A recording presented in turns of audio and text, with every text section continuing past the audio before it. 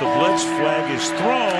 There's your first down and a lot more for Demaryius Thomas. Swing and a shot by Freeman. Deep into the night. Back-to-back homers for the Braves. Blake Griffin will turn. Shoot a three from the win.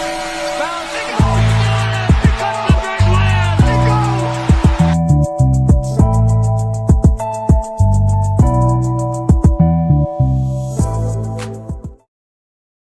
All right. Good evening. It's Tuesday. You know what that means? It's time for the number one sports podcast in the world. It's time for sports for you. Live on YouTube. I'm John. Marketing Freeze will be here later on. And of course, Tuesday, it's a Cody Tuesday. Our brother Cody from Balls and Briefs in the building as we recap these one shiny moments in college basketball. We are officially 2 weeks away from the NFL draft. We're a week away from the NBA playoffs. Baseball's off and running. And so, a lot to talk about in the world of sports today. Cody, how'd your weekend go, brother? Man, it's I'm one of those weird people. I work on the weekends, so I do too sometimes. So I've been a little bit low key on the weekends, but trying to do all this catching up on sports and everything, and looking forward to stuff during the week.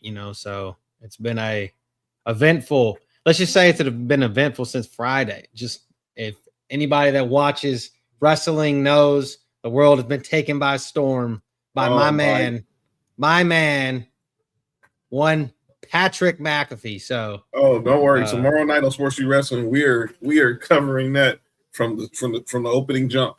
That's tomorrow. Tomorrow's the last Sports View Wrestling we do it before WrestleMania, because obviously we'll be trapped. Out of us. I'm gonna be traveling next Wednesday. Nessa's trapped. She's actually gonna be in Vegas next Tuesday. JoJo's getting there next Wednesday. Trail's getting there that Thursday. But so tomorrow we actually gonna go through the entire card, Saturday and Sunday. We're opening up with Mr. McAfee and how he wants to fix the business. And man, let me tell you right now, he's been cutting these promos on the McAfee show like this, like it's nobody's business. So I'm loving it. I'm gonna save more of my thoughts about it tomorrow. But anybody who has an issue with it, go pounce. But it's sports, man. It's where we're getting crossover, and yes. The IWC hates it, but I personally I love watching it. And I'm a lot of people that I know that are true, like old school fans of the product, just remember this kind of shit. Like, I think of this in a way of like, what would have been if this was, and I'm not saying everything's Attitude Era, but like this McAfee thing is kind of like, okay, what they tried to do with maybe Mike Tyson with the DX and Stone Cold angle back in the day, like just get a pop from somebody outside the business. I mean, but actually Pat's been in the business, so I don't understand. That's why the IWC is so pissed off about it. That's why I didn't understand either, because he's been doing this since NXT, so it's not nothing new. It's like my man George Sedano says when he gets spin. Everybody's mad at everything.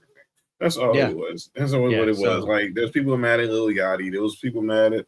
Obviously, we know people were mad about Jelly Roll, but he's not even going to be on the card.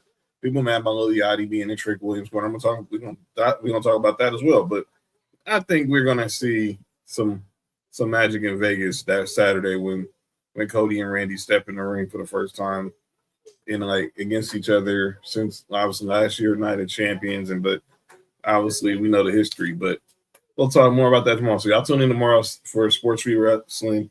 Might have an early start time tomorrow because we're going to go through the entire WrestleMania card, so we'll be ready. But let's get into sports here today. What up, Black Wrestling? What's good, brothers? Good brothers over there at Black Wrestling. Shout out to you. Before we get into obviously the main topics, I want to talk about something that's interesting. Cody, I don't know how much like me, I only watch baseball if the Dodgers is on, but I might make it a special occasion depending if it's something unique. Like, I'm gonna watch the Field of Dreams game later on this year. Obviously, watch the All-Star game while they're in the playoffs. But I tuned in for that opening night of MLB on Netflix. But I'm gonna say this: it was more about Netflix and less about MLB. And I think people are wondering, did Netflix drop the ball? So I'm gonna paint the picture. So they obviously do the pre-show. Elle Duncan's now over there. She's like the face now of their sports, of their new sports department they got over at Netflix. She's like the face. She's the top anchor there now. And I was never a fan of her on ESPN, but that's just me. So okay, love her. Elle she's a Broncos fan too. And then they had Barry. They was able to get Barry Bonds. They got they had Pujols. They had Anthony Rizzo. They had CC Sabathia, Hunter Pence. I mean, it was Matt Vasgersian, Hunter Pence, and Anthony Rizzo were actually, I think, in the booth for the game, if I'm not mistaken. I think so. I think you're right. Yeah, and then they had the extras. Like we talked about it the day before. They had Bert Kreischer and obviously Jameis. I had no problem with Jameis. I thought Jameis was funny. It was pretty funny. I think Jameis has got good, he's got good chops as a future broadcaster of some sort. I think. What up, Sam? Yeah, I think he's going to be good. I think he's going to kill it when he really takes this TV thing serious, and obviously he's done playing. He's going to actually seriously be good. Uh-oh.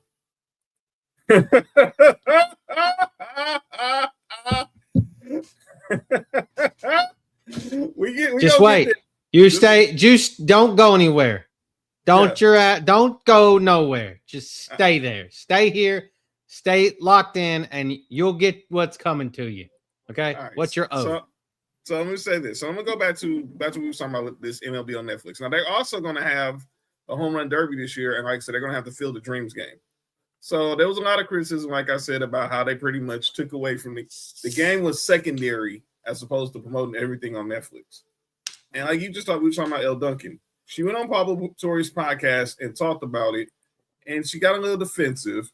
I want to get your thoughts. Obviously, this is the thing about being on Netflix. It's like it's the evil empire. Goliath. You guys are the New York Yankees of media now. Yeah. Mm-hmm. And so you come in, and all these eyeballs are on, and it's like, what the are these people doing? Here's what I'll say about the criticism and whatnot. Because there were criticisms about like, oh, there's a stand-up comic. You guys are serving hot dogs after the game. You're trying to make this thing Netflixy. Mm-hmm. Yeah.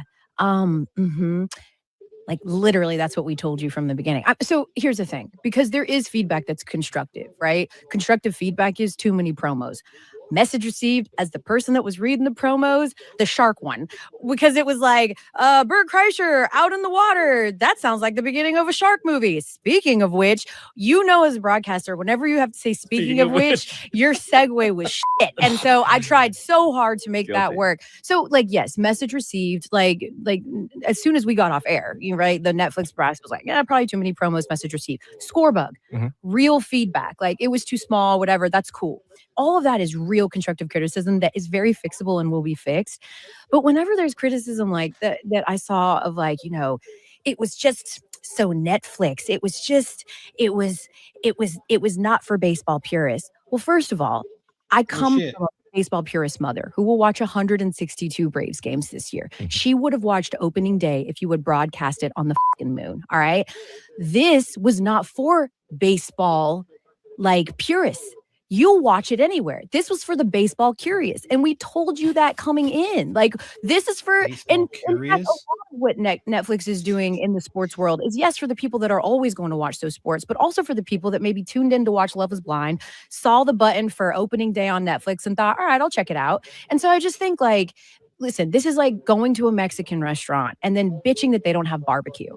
They advertised as a Mexican restaurant. It's your fault that you somehow thought they were going to serve barbecue there. Netflix has made no qualms about who they are.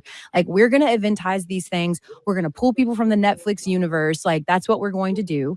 Yes, we could probably save some of the promos, but you're telling me that no sports network has ever had a comedian on before? There's dudes who make whole careers out of doing sports stuff like that. And I'm sorry if you didn't like Bert Kreischer. I'm sorry he took up 6 minutes of your 4-hour viewing experience. So I just think if you're asking us to stop being Netflixy, if you're asking us to stop using Jason Bateman or John Cena to explain ABS or any of these other huge movie stars that every other network would love to have on their broadcast, ultimately asking us not to be Netflix is just like not a thing that's gonna happen. So I got to delete my tweet about the cabs and the lean back. All right. What you think, Coaster?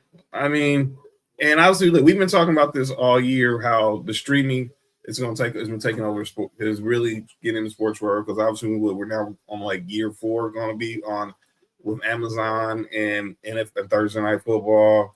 NBA's now on Prime Video. MLB's got Friday night games on Apple. I mean, soccer is on Apple. Like MLS is on Apple. Right. And a lot of people felt she was being defensive. I personally thought she was explaining what it was. And I think everybody knew what it was, Tig, that Netflix, they over promote. I bring this up all the time. Terrell went to the Monday Night Raw debut on Netflix here at the Intuit Dome. It was not for the casuals. Now, the next week when they did Monday Night Raw in San Jose, it was just for the casuals. It wasn't for the diehards. Now, the next week, yo, shut up, Tig. Shut up. Relax. Anyway, I was saying, for Tig over Sean, you're hating. I was saying was Terrell went to the Raw debut on Netflix at the Intuit Dome. It was more for the casual fans. You had the Celebrity Row, Hollywood, all that, junk there. The following week when Raw was in San Jose, it wasn't like that. It was more so for the diehards, people like us who are going to watch no matter what, because that's when you had like the Women's Intercontinental title. You had relax, Nessa. You had you had Penta making his debut. Obviously, they're building for the Royal Rumble. This wasn't a bunch of, The Rock coming out, John Cena beginning his retirement tour, Roman and Solo for the Ulafala and all that, all the big names out there, because obviously this is a big spectacle. And I think that's what L. Duncan was explaining. This wasn't to try to get Netflix fans into converting into baseball fans. It's to make Netflix watchers curious to see will they go watch an MLB game if it's on Netflix more in the future. Yeah. So I don't understand why people. I mean, but like I said, people are mad at everything. I just wanted to get that thought, but I thought that was. Dude, it's the same argument. Like, I mean, with wrestling in general, with wrestling and sports, people have to make it something about them. Like they always want to cry and bitch and complain and moan and everything about what they want. I mean, it's just because they're miserable as shit. So I feel like that they just have to have something to argue and gripe about. So it is what it is. I felt like people think that we're not gonna get this. Like we're not, but we are. Like we're gonna have so much more of this. Like it's just what it is. Like, and this is also for baseball purists, but these same type people are the ones that I can tell you, I mean, I would say maybe 10% of all baseball fans watch all 162 games. Right. Like if you watch 162 games as a baseball fan, my God, I need to find out who you are so you can tell me why. I used to watch a lot of baseball, a lot. Right. But now I can't sit through maybe 30 regular season games and then the playoffs if we make it, like just because baseball is just not the same anymore. It's not as exciting. It's not the same as it was. So no shade to baseball players. They're great. They get paid a shit ton, but it doesn't keep my interest as much now as it did 20 years ago or even 25 years ago, when I was younger and used to play it and watch it all the time, but now it just doesn't. So I would personally rather watch UFL football where they're making 4.60 plus yard field goals and it looks goofy as shit out there than watch 162 baseball games. So I agree, because I think it's just, and that's why baseball's been trying their best to, do the add to with the pitch clock and the automatic strike zone and everything. Don't get me wrong. Going to a baseball game is way different than watching it. Oh, definitely. Oh, trust me. You ain't got to tell me. I'm going to Dodger. Me and Sophie going to some Dodger games this summer. So she's never been to a Dodger game. So this is going to be the first time taking her to a Dodger game. So it's going to – I went last year for Dodgers Yankees, and you'll never be the experience going to a baseball game. And I get the experience of going to Dodger Stadium. And I know what everyone brings up, the fights and all that other stuff. I mean, you can avoid that. That's all I ever see. All I ever see about Dodger Stadium is fights. So, I mean, that's certain people. I mean, not everybody's out there throwing down. A lot of people, we're there watching the game and enjoying a good time. Go have a Dodger dog, drink a soda, or is it hot? Is it hot? Like, is it? Yeah. Are the games hot there? If you're going during a day game, yes. I try to. I mean, I don't like going to the day game, especially when it's like the 105 starts where the sun is just beaming on the field. I like going to an afternoon, maybe 4 o'clock game, or so like I went to Sunday Night Baseball last year, or going to like an evening game, depending on if it's like a 6 o'clock start, because now the game's probably be over by 8 or 9. But I'll still go to a 7 o'clock game. Me and Fat, we went when the Dodgers played the Guardians. Me, Fat, and our other friend Jamie, we went to a 7. First pitch was a 17 start. Me and Fat stayed until the end because it went into extra innings. So I'm trying to think about taking Kai to a day game like this year, like in the summertime when school's out, when she's got time. Right. And since I don't work during the middle of the week, so like a Tuesday or Wednesday when the Stros are playing somebody, and like, hey, here it is. Here's what baseball's like. You either like it or you don't. So yeah, you should go. Definitely, if you got baseball in your city, go during the summer. It is definitely an experience you don't want to miss. So shout out to all but they'll have, like I said, Netflix will host the Home Run Derby. They're gonna have the Field of Dreams game, so they'll have more chances to see if they can get it right on the broadcast side. Other news that broke during the week, this minor story, but we'll get to it. I need to know Fats baseball team so I can shit on them Guardian. too. Apparently, he's a Guardian. He's a Guardians fan. He likes. God, he still calls them the Indians, but Cleveland. I can get on board. That's the only team of all of his teams that I will actually give him any credit for having been a fan of. Yeah, Bears, Notre Dame football, Michigan basketball. He's a Clippers fan because he just obviously, but he grew up a Penny fan. Penny was his favorite player. So he was always a Penny fan. So Orlando, Phoenix. Is he from the Midwest? No, he's from here, Inglewood. The certain teams. Look, I've been knowing Fast since high school. Me, Fat, and Mark all went to high school together.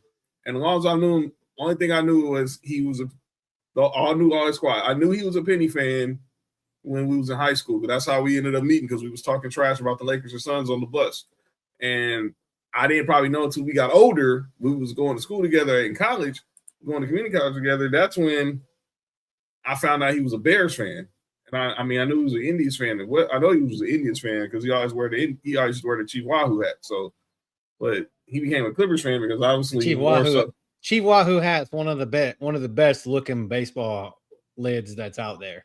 Yeah, he still rocks it to this day. Sam, you got to where I was going to go with my next story. This story broke yesterday. Angel Reese is now a Atlanta Dream. She was traded yesterday in a trade with the Chicago Sky. Sent her and a second round pick swap to the ATL in exchange for 2 first round picks. Now, I don't know the whole questions in regards to how WNBA trades and the value of first round picks.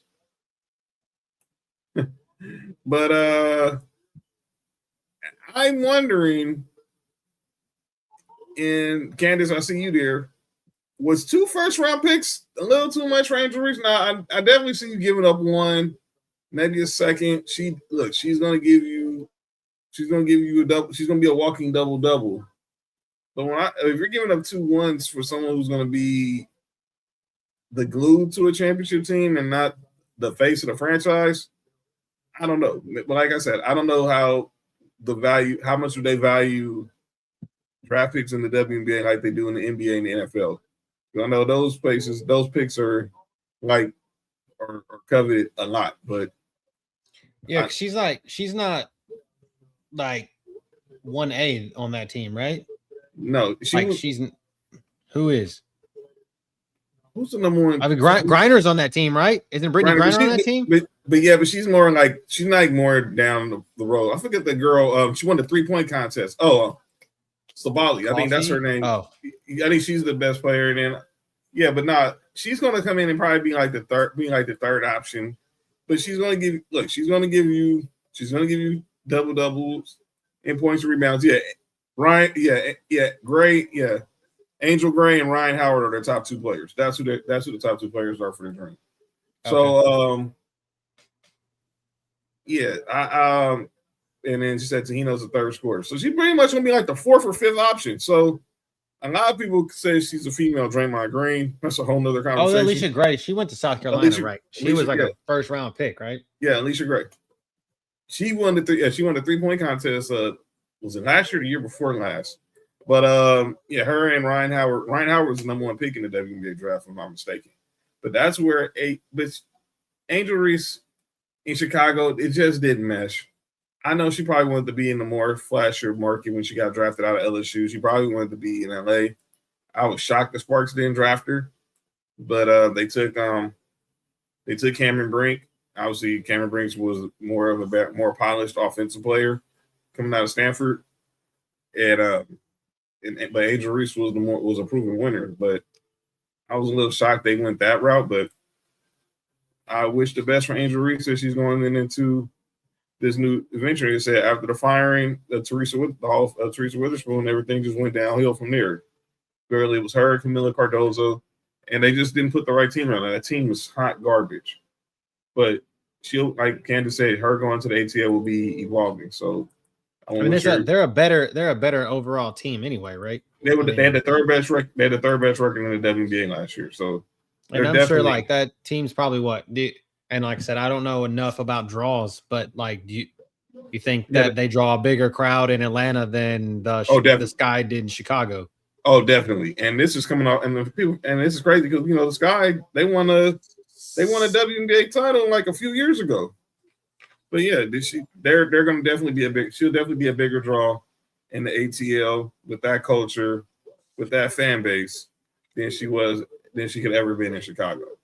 We're going to talk some NBA, some NCAA tournament in a minute. We got some NFL mock drafts to talk about, but I want to get into this story as we're finishing with the tournament. I talked about it with Mark on Friday, but I want to get your thoughts on it.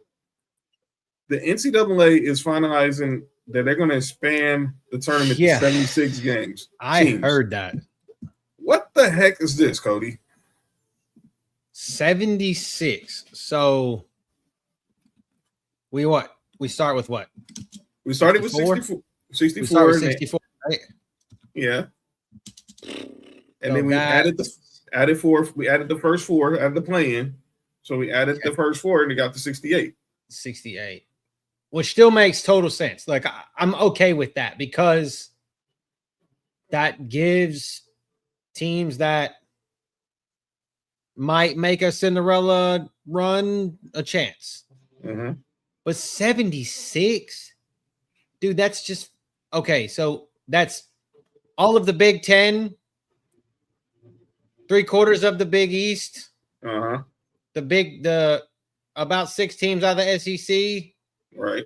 Here are a few of the Big 12, and then a bunch of at-large teams. Like it's just like it's pretty much letting everybody. It's pretty much what me and Mark was talking about that Friday.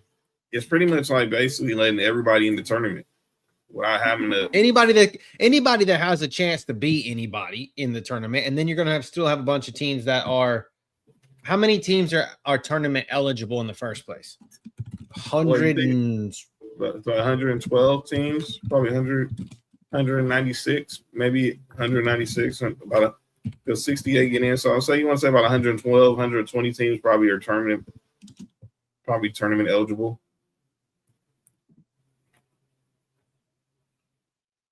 Yeah, and now they want to add 8 more teams. Not even just they just double from going from 4. They said we're gonna add 8 more teams. So basically the first 4 would be like pretty much the first round. It's like the round of 76 goes to the round of 64. That's just crazy though. Like that's just that adds 2 extra games on a team that possibly could make a.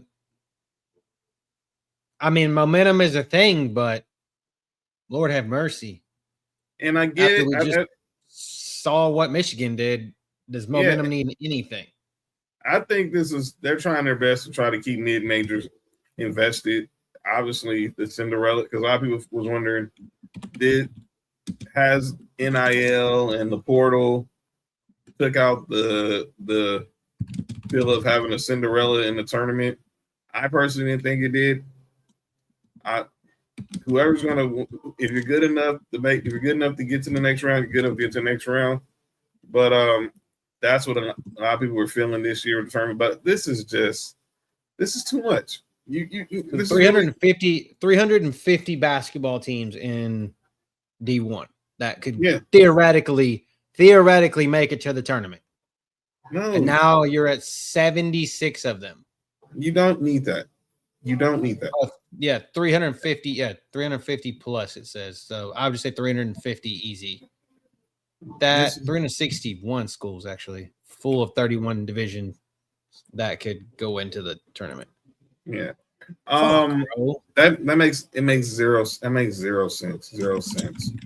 I wanted to show you this.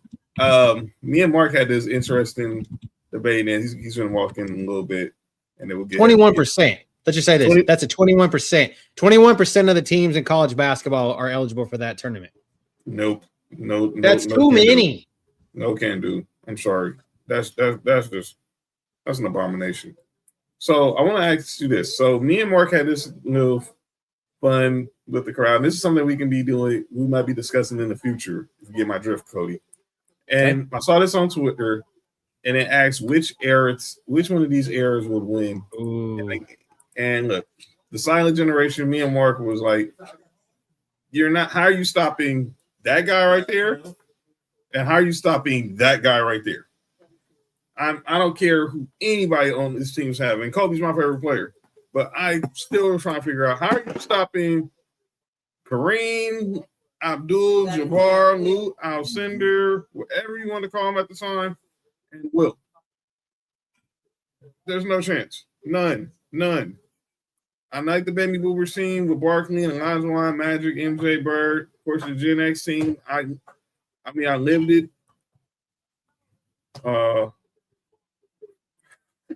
Okay, Fat. Just be easy right now, man. Be easy. We know you're on cloud 9. We got you in a minute. This Mark is stepping into the architecture now.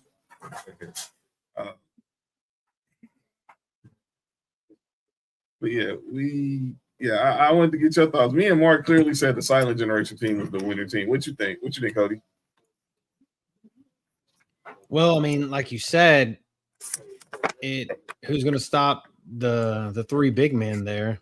I mean, Bill and Kareem and Mr. 100 points.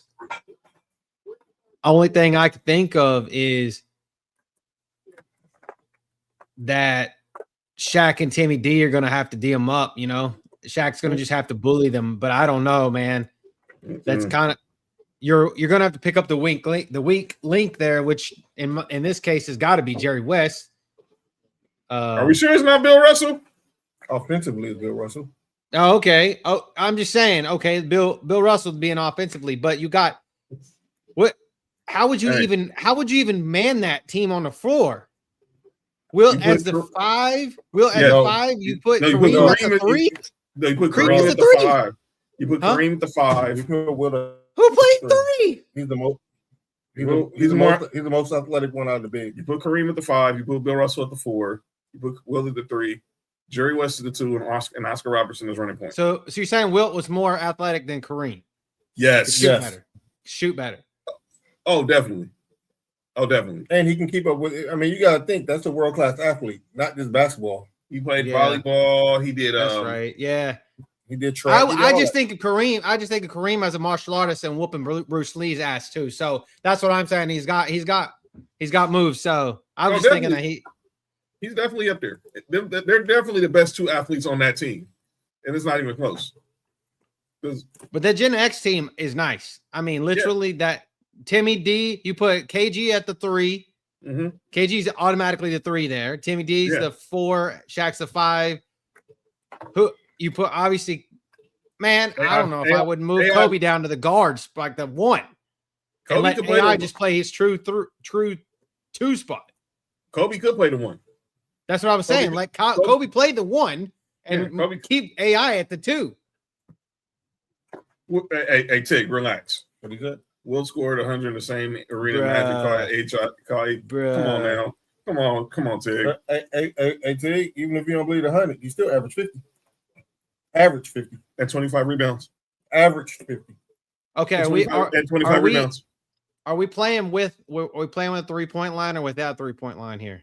I'm still with the 3-point. Okay, then we're okay. Okay, so then I think that you might have your silent generation might not, because you steal a couple possessions and then get a couple threes from these guys that at least can shoot threes. I mean, even with the baby boomers, Larry Bird out there just chucking them up there. I'm just saying you end up out possessioning wise, steal a possession here and there and then get a 3 where they're only going to get a 2 because these dudes aren't shooting threes. That's cool. That means that team won't lose by 50. They'll lose by 40. That's cool. That's funny. That is so funny. All right, Mark, welcome to the show, brother. Glad to see you. We was talking about a couple of things before you walked in. We talked about I got Cody's thoughts on this crap right here. Me and you discussed on Friday, just letting the whole NCAA tournament and whole NCAA into the tournament. And I just said it was 21%. It's 21% of all teams. So 21%. You might as well just go ahead and make it fucking 80 and make it around 25 if you're going to do that. I said you might as well add all 116 teams. Basically. And then it's 360 eligible for college basketball. 116 is for football. That's just because you got to remember all of these schools. Because I went to college, we didn't have a football team. We were specifically only a basketball team, and our women's team made the tournament. We even made the tournament while I was there because we won the Sun Belt at the time. So all these schools that don't have a football team, you're forgetting about. That's another 150 of them or 200 schools that don't, like the St. John's of the world. So, or that have a football team that are Division II, like Colgate, for instance. They can play in the tournament basketball-wise, but they can't. Their football team's a D2 school. Colgate. The home of Donald Foyle. That's the only person I know Colgate was toothpaste or Donald Foyle. We talked about this also, Mark. Angel Reese. Oh, that's good. That's good. That's good for Angel Reese. But I'm asking you this: 2 first-round picks. And I preface this was I don't know how the WNBA values they draft picks like the NBA and the NFL compared to NBA and NFL. But she got 2 ones and they do a pick in the Dream got a 2nd-round pick swap with Angel Reese. I'm gonna say yeah.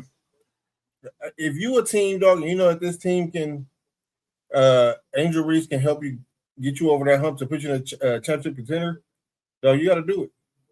And I think that with adding Angel Reese, you putting her with Brittany Griner, and they got good guard play over there. Dog, that's you putting yourself in a position to win. I think she's going to flourish there, and she's definitely going to be accepted by that ATL culture way more than she would have been in the Shy. So, but that's no disrespect to the Shy.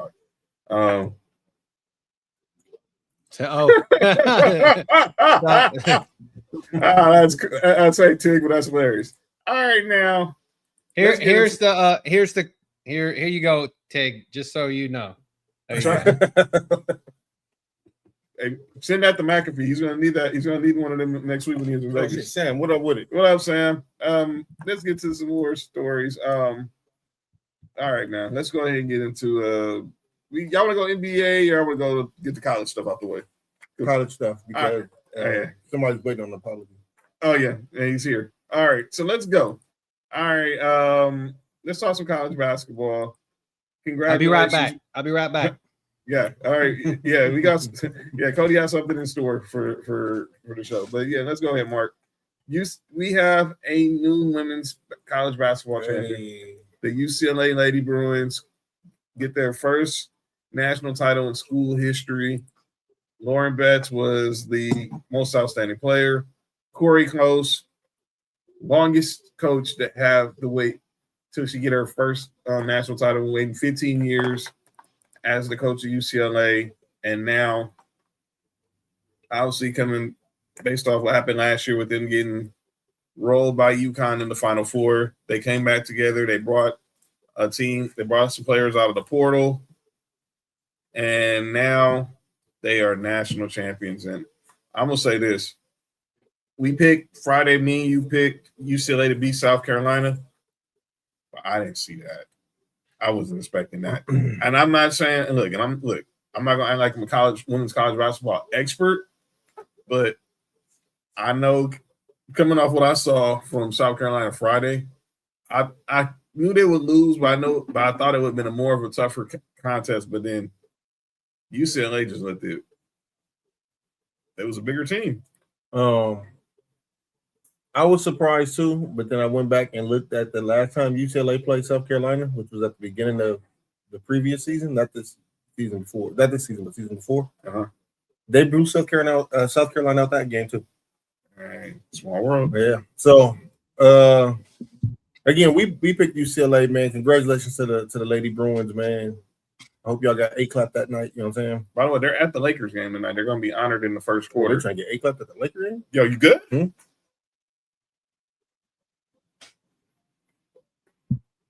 Yo, you're trying to get they're going to get A-clapped at the Laker game? Good point. Never mind. But shout out to Gabby Podcast. obviously the sister Jaime Jaquez, and obviously Lauren Betts, Sienna Betts. They all balled. And salute to South Carolina. I think Dawn Staley, look, I know this is killing them inside, the fact that they went to the Natty 2 straight years and have felt defeat. Mm-hmm. But I think they're gonna eventually have to get. They might have to go in the portal. They are. I think they'll go this year and get a portal. Listen, I think Albie Crooks is going to one of the USC schools. Mm-hmm. I think USC out here or the University of South Carolina. For those who know, Allie, she's the star at Iowa State. She didn't enter the portal last week. And yeah, they had it. And obviously teams with the portals now open, teams are going to be looking to see who can they try to pry to their university for this coming up season. The Dodgers looking good. They still own Canada. So they're still on Canada. Oh boy. Here we go. So the next thing we want to talk about is the national champions on the men's side. So we need to get this out the way. The Michigan Wolverines, they win their first title since 1989. The Fab Five was there on Saturday when they steamrolled Arizona, and they win last night over UConn. Dominant. It was a tough game, physical game. Obviously the 3-point shot wasn't falling, but in the second half, but they got it done. But at this time, we have our guy Cody here, and he has a statement he wants to make to a certain listener. So what we're going to do is we're going to let Cody have this moment to himself. Cody, take it away, brother. So I have a formal written statement to one Mr. Fat. Sir. Okay. I, Cody Worthington, dear Michigan fans, including Mr. Fat, I, Cody Worthington, would like to formally apologize for picking against the Michigan Wolverines in the men's NCAA tournament. In hindsight, I underestimated your team's resilience, talent, and determination on the court. My decision not only reflected a lapse in judgment, but also failed to recognize the spirit and excellence that the Wolverines bring to every game. I sincerely regret my choice and the doubt it implied. I have learned from this experience and will carry renewed respect for the Wolverines program moving forward. Congratulations on proving me wrong in the best possible way. Respectfully, Cody Worthington. Oh, you know what? My God. Fuck that. Fuck that shit. Fuck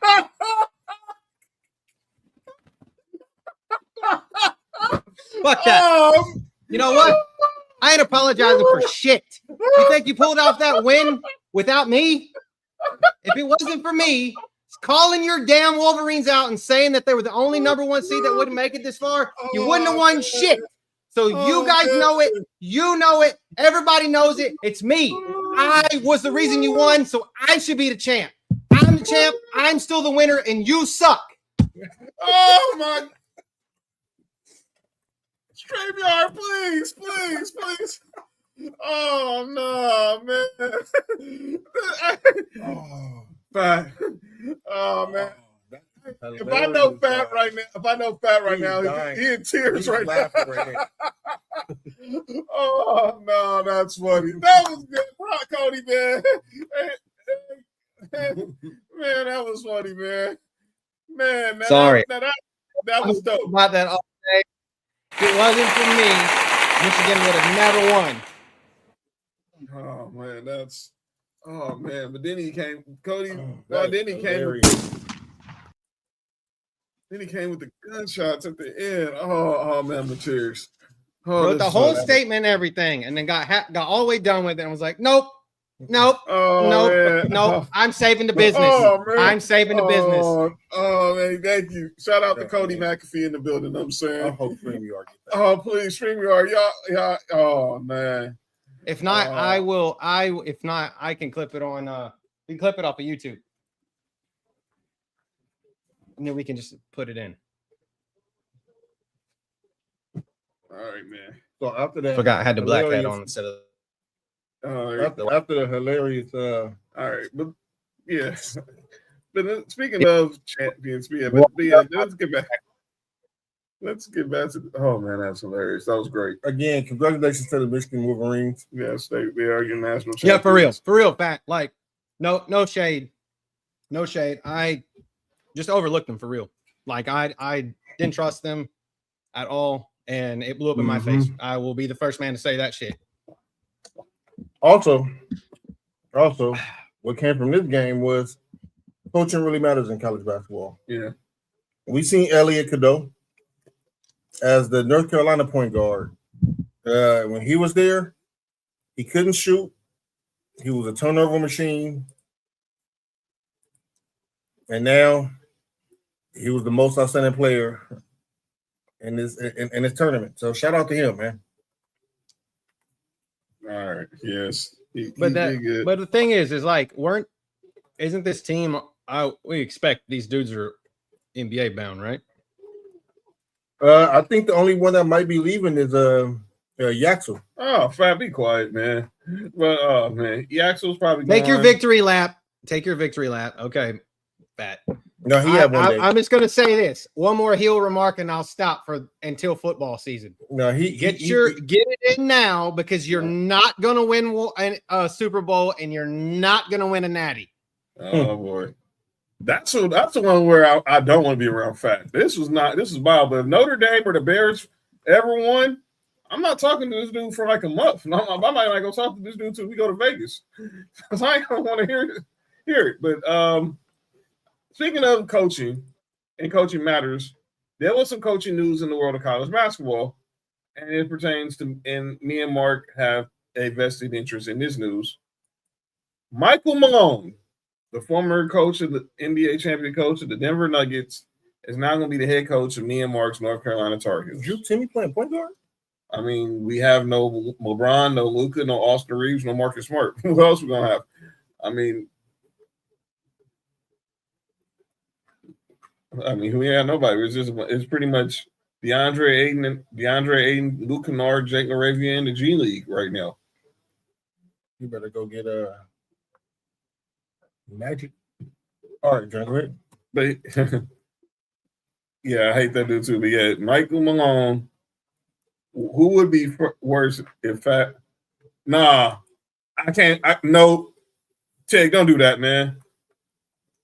Nah, Nick will be way worse. No, he won't. You sure? Fat? Who would be worse? Fat Notre Dame? No, Fat with Notre Dame would just Fat with Notre Dame. Maybe I'm just speaking as a Lakers fan. That's why. Fat with Notre Dame he'd be unbearable. Yeah, he would. I think so, probably. Notre Dame fans, you already know how they are. But let's get to this story. Look, I know it's our boy Bass hit up our group chat and he just said Michael Malone. And I was trying to figure out, wow, is he going back? I sent it to you. And then Cody sent it first. Okay. So I didn't see it because I was on the phone at the time. So when you said it, and I was like, Michael Malone, I'm like, he's going back into coaching? And I'm like, no. I'm like, because I was watching the McAfee show and he was talking to Coach K. He was talking to Coach K, and they were just talking about Billy Donovan, like that exact moment. And I'm like, okay, they're like waiting on Billy Donovan. He's about to be the UNC coach. That's pretty much a shoe-in. And then Pat says, hold up, we're going to break some news really quick. And Adam Schefter, of all fucking people, broke this news. Yeah, I'm like, what the heck is this? I'm not trying to crap on Michael Malone. I know he's a good coach. Look, you ain't gotta tell me I dealt with this dude as a Lakers fan. He made my life miserable after 2020. But he's a good X and O's guy. He's a tough coach. Is that gonna transfer to North Carolina? He knows what it's like to deal with expectations, being around the championship culture. But he's not knowing what these expectations are. And Mark can tell you, sometimes Tar Heel fans can be unreasonable. Very unreasonable. And look at I would have thought, like Mark brought up Friday, he brought up Jerry Stackhouse. I still brought up Sean May. Coaches who are familiar with the NIL, with the structure of NIL, with the portal. But he said he's going to get the right staff around him that's going to show him the right ways of getting these things done. I was reading yesterday on the North Carolina Twitter page. Yesterday, they said the staff he's building around is focusing on high end recruiting. Definitely, and they're getting they didn't say who it was, but they said they're getting a recruiter from a high end program. They're going to need it. So hopefully that helps with do they have Jokic? No, we don't have a Jokic at North Carolina Trunks. We don't have a Jokic here. And as soon as he got announced as the coach, we have 4 people going to portal. Yeah. I'm just saying this was my thought on this. Is like UNC. Bubba's the athletic director, right? Bubba Cunningham. Yeah. Cunningham, right? So I believe this in my heart of hearts that UNC is trying so hard to make their athletics, like their two sports, too big two out of the big 3 sports, a professional organization. Like it just sounds so much like that. I mean, obviously you got Belichick and Michael Lombardi running the football team, Michael Malone and whoever they hire as the general manager of the basketball team, which I'm sure they'll do that because of the structure. Yes. They'll do that. And then, of course, like in football, you've got Petrino, who did time in the pros and has been a really successful college coach.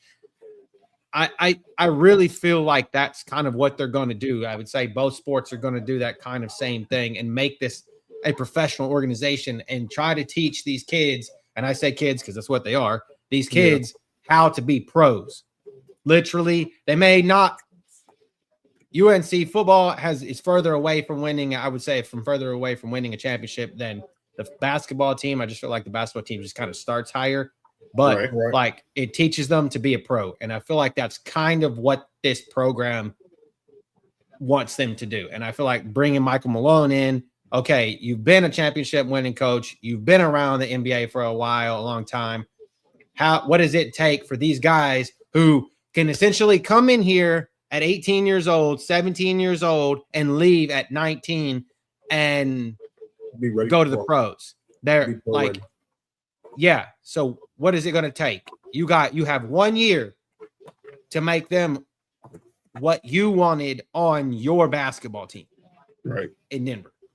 So I kind of feel like, to me, that's what makes the most sense. And maybe that's just me trying to justify this hiring, but that's the only way that I can. What was your reaction? I wasn't sure if I liked it at first. That's where I was too. I was maybe kind of taking somebody who have more college experience and understand these kids want to get to the league, but it's a difference between college basketball and NBA. Mm-hmm. It's played different. It's a different pace. It's taught different. Everything is different about it. So I was kind of hoping that if we had somebody, they would have had some kind of college experience, like we were talking about Billy Donovan. But I mean, through, he's a good coach. I just hope that he has all the people around him that can help him translate this to the college. Yes, Dusty did. Okay, God damn it. Yes, Dusty May was a good coach. That's why North Carolina was going after him. But unfortunately, I knew that was pie. I knew that was pie in the sky. I was with Mark the same way. I thought more of a college coach. Look, we all saw the names that was out there when we fired Hubert Davis. Everybody knew North Carolina was going big game hunting. Yeah, but we know they were going big game hunting. They were going to try to maybe go with Rick Pitino. He got a new contract with St. John's. Tommy Lloyd, new contract from Arizona. I didn't think Dusty May was ever was never a realistic possibility. He's not leaving Ann Arbor. Some people thought the Iowa coach, some said the Florida coach.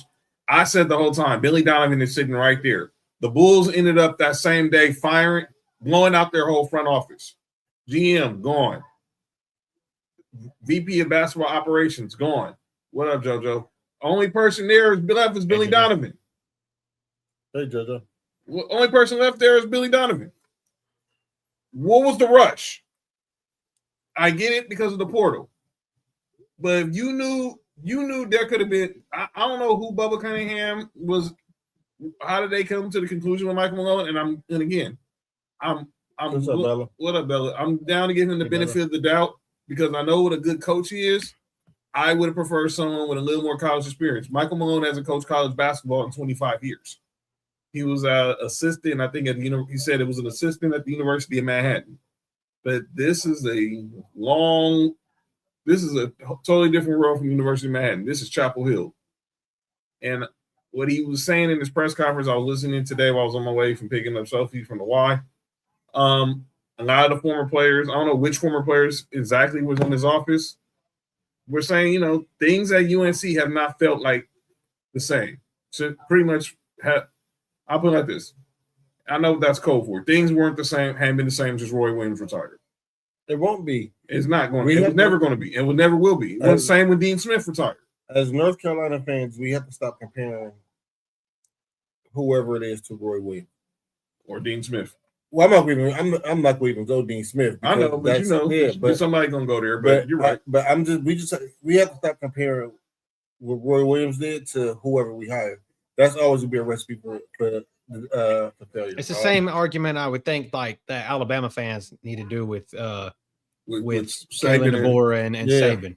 Yeah. I mean, I saw that this kind of the same argument. Like I saw this today, like again on the Pat McAfee show, they were tooting the horn of the Big Ten, right? The Big Ten. The Big Ten's won 3 or 4 consecutive college football playoff games against the SEC. They're the last three national champions have been the Big Ten or whatever. But and like 4 of the 3 games that they had won were against Alabama, and they were against Kalen DeBoer's Alabama teams, not against Nick Saban's Alabama team. So like the same argument, like these aren't the same teams that they were under legendary head coaches. They're not. It's just the same colors on the jersey, right? These aren't the same teams. They're not prepared the same. They're not done the same. So stop fucking comparing them. Yeah. We dealt that out here after Pete Carroll left to go back to the NFL. And I know a lot of USC fans, and they was trying to find the next peak. That's why they kept going back to Lane. They would go to Sark. They weren't going out there trying to find the next best coach. They was going there trying to recreate something that you just couldn't recreate at that time. That was a moment in time. That was a moment in time you cannot recreate. Cody, me and you talk wrestling all the time. There's people who want to recreate the black and gold era in NXT. That's never going to happen. That's never going to happen. They recreated Undertaker. Stop it. Oh, but we're gonna. But you can't recreate. Like even with the Lakers. Even though we got LeBron, we can't. Even it's not Kobe. It's not Kobe. It's not Even with Shaq and Kobe, it wasn't Showtime. It wasn't Magic and Kareem. Yeah. Even the Bulls been going through this, trying to, even with D Rose, trying to find, still living in the ghost of 23. You can't have that. You can't keep trying to do that. And every dynasty goes through this where they feel like they're one move away from getting back to being at that prestige, but really it's more 4, 5, 6 moves away from being back in that prestige. It's just kind of like you have to go out and no, not saying this in a bad way, but out with the old and in with the new, and just embrace the new and move on with your life, because you're never going to be that same. It's never going to look the same. Even if you do win 6 titles in a row or 5 titles in a row or whatever it is, you do 3-peats here and 3-peats there. It's not the same team. It's never going to be the same team. You can still love that team that was great back in the day, but it's not the same. And it's not the same team. It's just never going to be the same team. Never will. And that's how you set whoever it is up for failure, by comparing them to who you have as a high level. You know what I'm saying? Because your standard, they're never going to meet your standard. It's just not going to be. So you're going to have to move your standard aside and give that person a chance. And if they suck, they suck. Move them. They'll move out, on. And then the next guy will come in, and you'll have a chance. Like, unless you just know for a fact they're a lame duck from going in, which I would say 9 times out of 10 you can kind of. Like, and for me, like for the Texans, David Culley, we knew he was a lame duck. We knew he was a lame duck. He was just going to be a lame duck coach. That's just how he was. We didn't think Lovey was going to be a lame duck, but he ended up being a lame duck too. So, yeah, shout out to Domingo. Saw him at Monday Night Raw last night, and sitting on the same row with Bun B. So shout out. Speaking of coaches, I'm glad Cody's here for this. We're not done with this topic. Oh, we're not done with this topic. Y'all thought me and Mark went scorched turf on Friday. Oh, we were not done talking about Geno Crybaby Auremma. Oh, God. No, we're not done with this, bro. So this, y'all remember what happened Friday. Geno Auremma. Geno in his 80s. 70s, in the 70s. He obviously had this yelling situation with Dawn Staley, because apparently he didn't shake her hand post-game. He only shook pre-game. Which he did. And it was crap. And then, he kind of went off on how she was getting favorable calls during his in-game interview with Holly Rowe. Wait, John. Stop right there. Did you see that play where he was talking about where the girl jersey got ripped? Yeah, her teammate ripped it. No, she ripped it herself. Right. What is this man talking about? Oh, Trunks, you didn't see the story. So let me rewind to Friday, Trunks. So we all know South Carolina defeats. Pull Geno down, because we can't see y'all. Okay, good. Here I go. Yeah, don't ever put Geno up on the screen anymore. There you go. Okay, cool. So here's the deal. So for those who don't know the story, Geno Auremma, South Carolina beat UConn in the women's Final Four on Friday. Geno Auremma's walking down, it seemed like, and him and Dawn Staley have some words. And eventually the words did not look like it was very hostile. Come to find out, we just said, he claims that Dawn Staley didn't shake his hand pregame, which was false. He only shook her staff's hand. We learned you don't mess with North Philly. Shout out to Dawn Staley. But and like I said, during the game, during his in-game interview, he was talking about how he's getting warnings for being a little tyrant to the refs, but Dawn Staley can say whatever she wants and this and that. And then when the game was ending, Geno just walks off the court. He pulled the Pistons against the Bulls like a female and walked, no disrespect to ladies, but like a little kid, and and took his ball and went home. And then he puts out this weak apology saying he apologizing to the entire South Carolina coaching staff.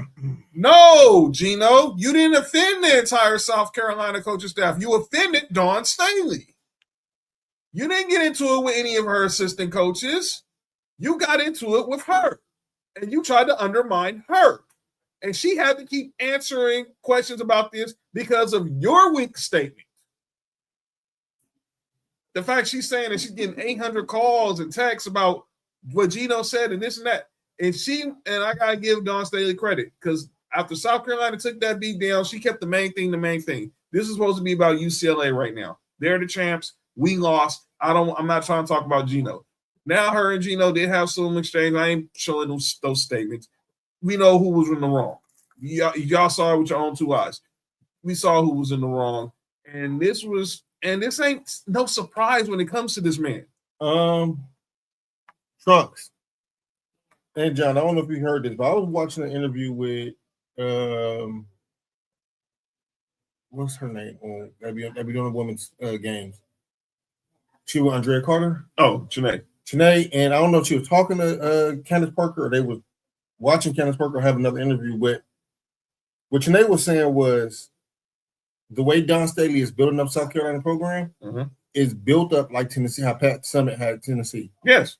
And we know Pat Summitt and Geno beef with each other. And they saying that the beef is coming out because he sees that similarity in her. Pretty much. And I'm gonna say this: RIP to Pat Summitt. And fuck Geno. It's Pat. We team Pat Summitt over here. All day. All Nation, y'all know what it is. And Rebecca what made it even worse for me, you had even Rebecca Lobo, one of your greatest players that you ever coached, pretty much say you were in the wrong. That'll tell you right there. But like I said, Dawn Staley handled it with grace. She handled it like a G, North Philly, and moved on. And now she got to focus on trying to rebuild this program. She handled it like an auntie would. Pretty much, which she is, which she really is. She's trying to focus on how can we not get back here and lose another year. They've now been to the national championship 2 straight years and have gotten and it's been one-sided losses. And this is a woman who's won 3 national championships as a coach. She's a Hall of Famer. She's led Team USA. She's pretty much a role model for these young girls out here, especially those who watch Dawn Staley growing up playing basketball at Virginia, playing in the WNBA with the Charlotte Sting and the Houston Comets. Shout out to you, Cody. And obviously coaching at Temple. She coached now coaching in South Carolina. Female JV. Yeah, if I never seen any highlights of Dawn Staley, go do your homework. She was really that girl when she was doing her thing in the WNBA in the 90s and the 2000s. So this was a bad look for Geno as per usual, but this ain't no surprise. Whenever he gets embarrassed, he wants to take his ball and go home. He's a good winner, but a sore loser. Yeah, this is part of his legacy. As far as it's not you coaching the Maya Moores, the Tarasis, and the Sue Birds and all that's all gravy and all. But when it comes to you losing, you lose like you can't take losing well. And you notice every time they enter the Final Four undefeated, they lose. Mississippi State, Notre Dame, and now South Carolina. South Carolina loss was just the worst because the Mississippi State game was at the buzzer. The Notre Dame game, Arika Ubawale hit a shot with like 1 second left. And they got punked by South Carolina, period. Goes back to how he treated Pat in his younger games. So much respect. Yeah, he definitely. This is definitely gonna be his. This is definitely gonna be his what people remember him by. Obviously, he's gonna be remembered for his wins and championships and all that. But this also is gonna be forever part of his resume. What you think, Cody? I agree 100%. I mean, he's just a big ass fucking crybaby. Just take in the words of what the kids would say, you fucking boomer, just take your loss and go on. Like, just take it and go home. Like, you lost. It is what it is. And you feel embarrassed because your team lost by double digits to a coach who's building, I'm not going to say a dynasty. I'm not saying that because she's not won a lot. I mean, she gets so far and then she kind of chokes a little bit, but I'm saying has a dynastic run with her college, right? Like she's building a program and it's one of the programs that a powerhouse program, and you're afraid of that. Just be honest, untuck your balls from between your legs and just be honest that you're scared of South Carolina and you got beat by South Carolina and you just cried about it. That's just what it is. He just feels sorry. I don't know. It's crazy. Yeah, it is. enough of this topic. No, she gets so. I'm just saying, like she gets so far in like she loses. That's what I'm saying. But she's building a program. She's building a program. But that's what That's what we're looking for. She's won championships. Yeah, that's what I'm saying. But like recently, she's getting there, and she's running into what seems to be 2 brick walls the last 2 years. Just 2 brick walls, and she can't break through the brick walls. And I'm not saying that's her fault. This is about Geno being a bitch. That not about Dawn losing. This is about him seeing that his empire is. Right, Candace? No, so, some bigs. Okay. Candace, I just said, I don't know if you heard, but I think that Audi Crooks, the big from Iowa State, she'll fit perfectly with that squad. I think she's going to either one of the USC schools, either out here USC or South Carolina. Definitely keep your eye on that. Going to get cooked by Audi Crooks. Mm-hmm. By the way, I just saw on Twitter, Lane Kiffin had a reunion with Jamarcus Russell. Obviously, now that Lane's at LSU, him and Jamarcus Russell had a reunion with Jamarcus Russell. Let's get to some more topics to talk about. Let's go to the NBA, then we're going to go to the NFL. We got a couple of mock drafts to talk about. I need Nick. I need to talk to Nick about something. He'll be here in this Mendoza stuff. I need to hear his opinion. Yeah, they should be on the way. He's checking on Nico right now, so he'll be here in a little bit. The Basketball Hall of Fame was announced on Saturday, and here is the class of the 2028 Naismith Memorial Hall of Fame, 2026. Here we go. Here we go. That's your name. All right. So here's the class. Rep official Joey Crawford, Gonzaga head coach Mark Few, Glenn Doc Rivers, Amari Stoudemire, Elena Deladon, Shamika Holdsquaw, Candace Parker, and Mike D'Antoni. And you say his name and he appears. Ladies and gentlemen, welcome to the show, the one and only Nick Freeze. Nick, what up? I believe in Nick Freeze. What it do? You're at right time, right place, right time, Nick. Nick, what up with it? Well, let me say this. I know you was getting everything right with Nico. You need to go back and watch to hear Cody's apology to Fat about Michigan. Oh, that's hilarious. I guarantee you, if you needed to laugh through the day, it was that. That's funny shit. But yeah, we're gonna talk some NFL in a second because obviously Cody has some thought. Wants to hear your thoughts on everything going on with Fernando Mendoza. But here's the Hall of Fame class once again. Let me add it back to the stage. Here we go. Joey Crawford, Mark Few, Doc Rivers, Amari Stoudemire, Elena Deladon, Shamika Holdsquaw, Candace Parker, and Mike D'Antoni. Hey man, look, I defend Mike D'Antoni a lot, even though I'm not a big Mike D'Antoni fan. But he deserves to go to the Hall of Fame because his offense has produced a lot of Hall of Famers. I mean, a few MVPs, and it's used very much by other championship teams. The only difference is the irony and everything. He's the only one that hasn't won using his system. Yeah, he's been a 2-time Coach of the Year with the Rockets and with the Suns, obviously, the 7 seconds or less. And he's definitely a better coach than Doc Rivers. All right, go ahead. Steve Nash won 2 MVPs. James Harden won an MVP there. Trump said Amari. Yes, Amari Stoudemire is a Hall of Famer. That's not the question. The question is the name before Amari. The question, the name before Amari is that guy. Oh yeah, he's gonna call no names too. Who's gonna call no names? Oh shit. Glenn. Mm-hmm. Yeah. Oh Glenn, yeah. Glenn Google me Rivers. No, that he'll be on calling no names. And he's going into the Hall of Fame as a coach. And look, I'm gonna talk more about Doc Rivers on calling out names because currently y'all watched Sports for You in the early days. And I know Nick's a Clippers fan. He's told us, he's tried to tell y'all, we've been trying to tell y'all, Doc Rivers is overrated. Yeah, he's overrated. I agree with that. I mean, I was a Kevin Garnett fan, so I watched a lot of Boston, so I agree with that. He was overrated. And look, go back to Orlando. He won the Coach of the Year. We all know that should have went to Phil. but they weren't giving it the field because Fat said Cody on calling our names too, punk. That's funny. Hey, look,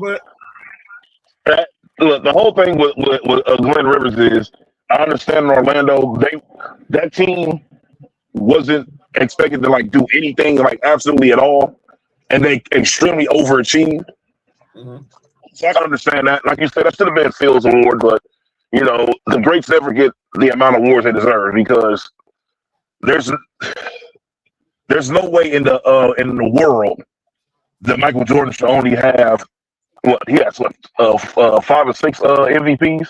Yeah, 4. LeBron has 4, and MJ has 5.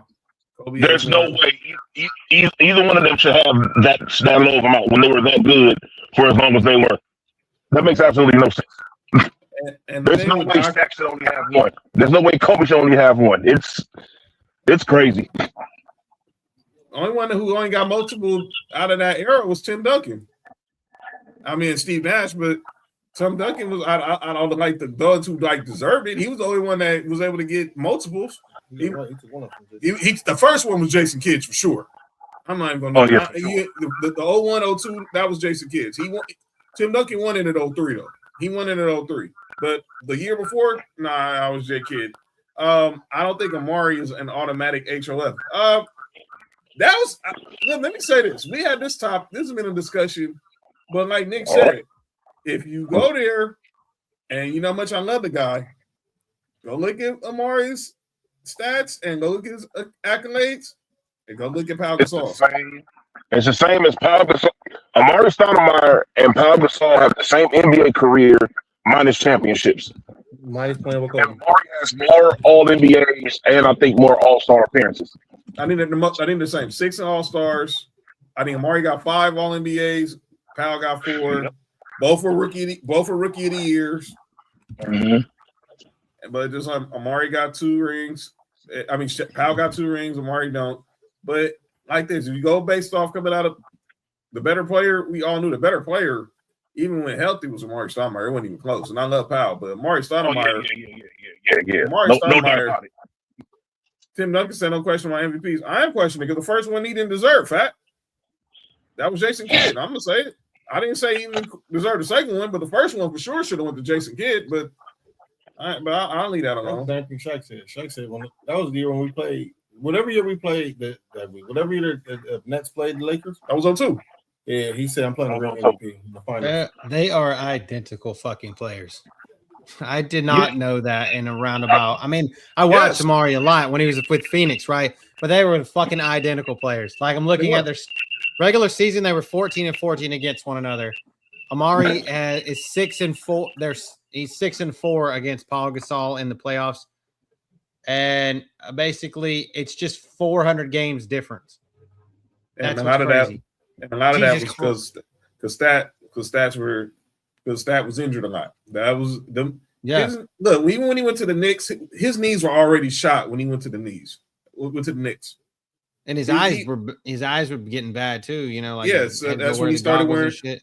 That's when he started wearing the goggles. Yeah, yeah. JT is pretty much a Spider-Man meme. If Powell's in Amari, exactly, and he should be. I'm shocked Blake Griffin didn't get in first ballot. Me personally, but that's a whole other conversation. I wanted him to win on the Knicks. I think he would have won if they would just sign LeBron, but that's a whole other conversation. I want to get to the ladies on this list, though. I want to get to the ladies on this list. I wish the Big Three would have formed 1 year later in ball. Oh, my God. Because Doc Rivers on his way of being fired. He was. And then they get KG because obviously Kevin McHale wasn't going to deal with the Lakers. So that's the only reason why it happened. Let's be real. KG should have been a Laker, but Jim Buss didn't want to trade Anthony Bynum. but I'm gonna leave that alone. You didn't know that? Did you just say Jim Buss didn't? No. Don't say it louder so I can make sure I heard that. Jim Buss did not want to trade Andrew Bynum for Kevin Garnett. That's wild. I would have. If anybody who's a Laker just fan to say that here, my favorite player of all time. John, am I lying, Cody? Any Laker fan will tell you we could have had KG if Jim Buss would have gave the Timberwolves Andrew Bynum and Lamar Odom. But he didn't want to give up Andrew Bynum. See, tick. And that's how KG ended up with Boston. Yeah, I'm so glad because I don't know if I could have lived with myself with Kevin Garnett on the Lakers. I don't know, dude. I would have. I think I would have thrown up every time I'd have looked at him in yellow and fucking purple. JT said they would not have been able to control KG. I don't care. Kobe and KG would have been fine.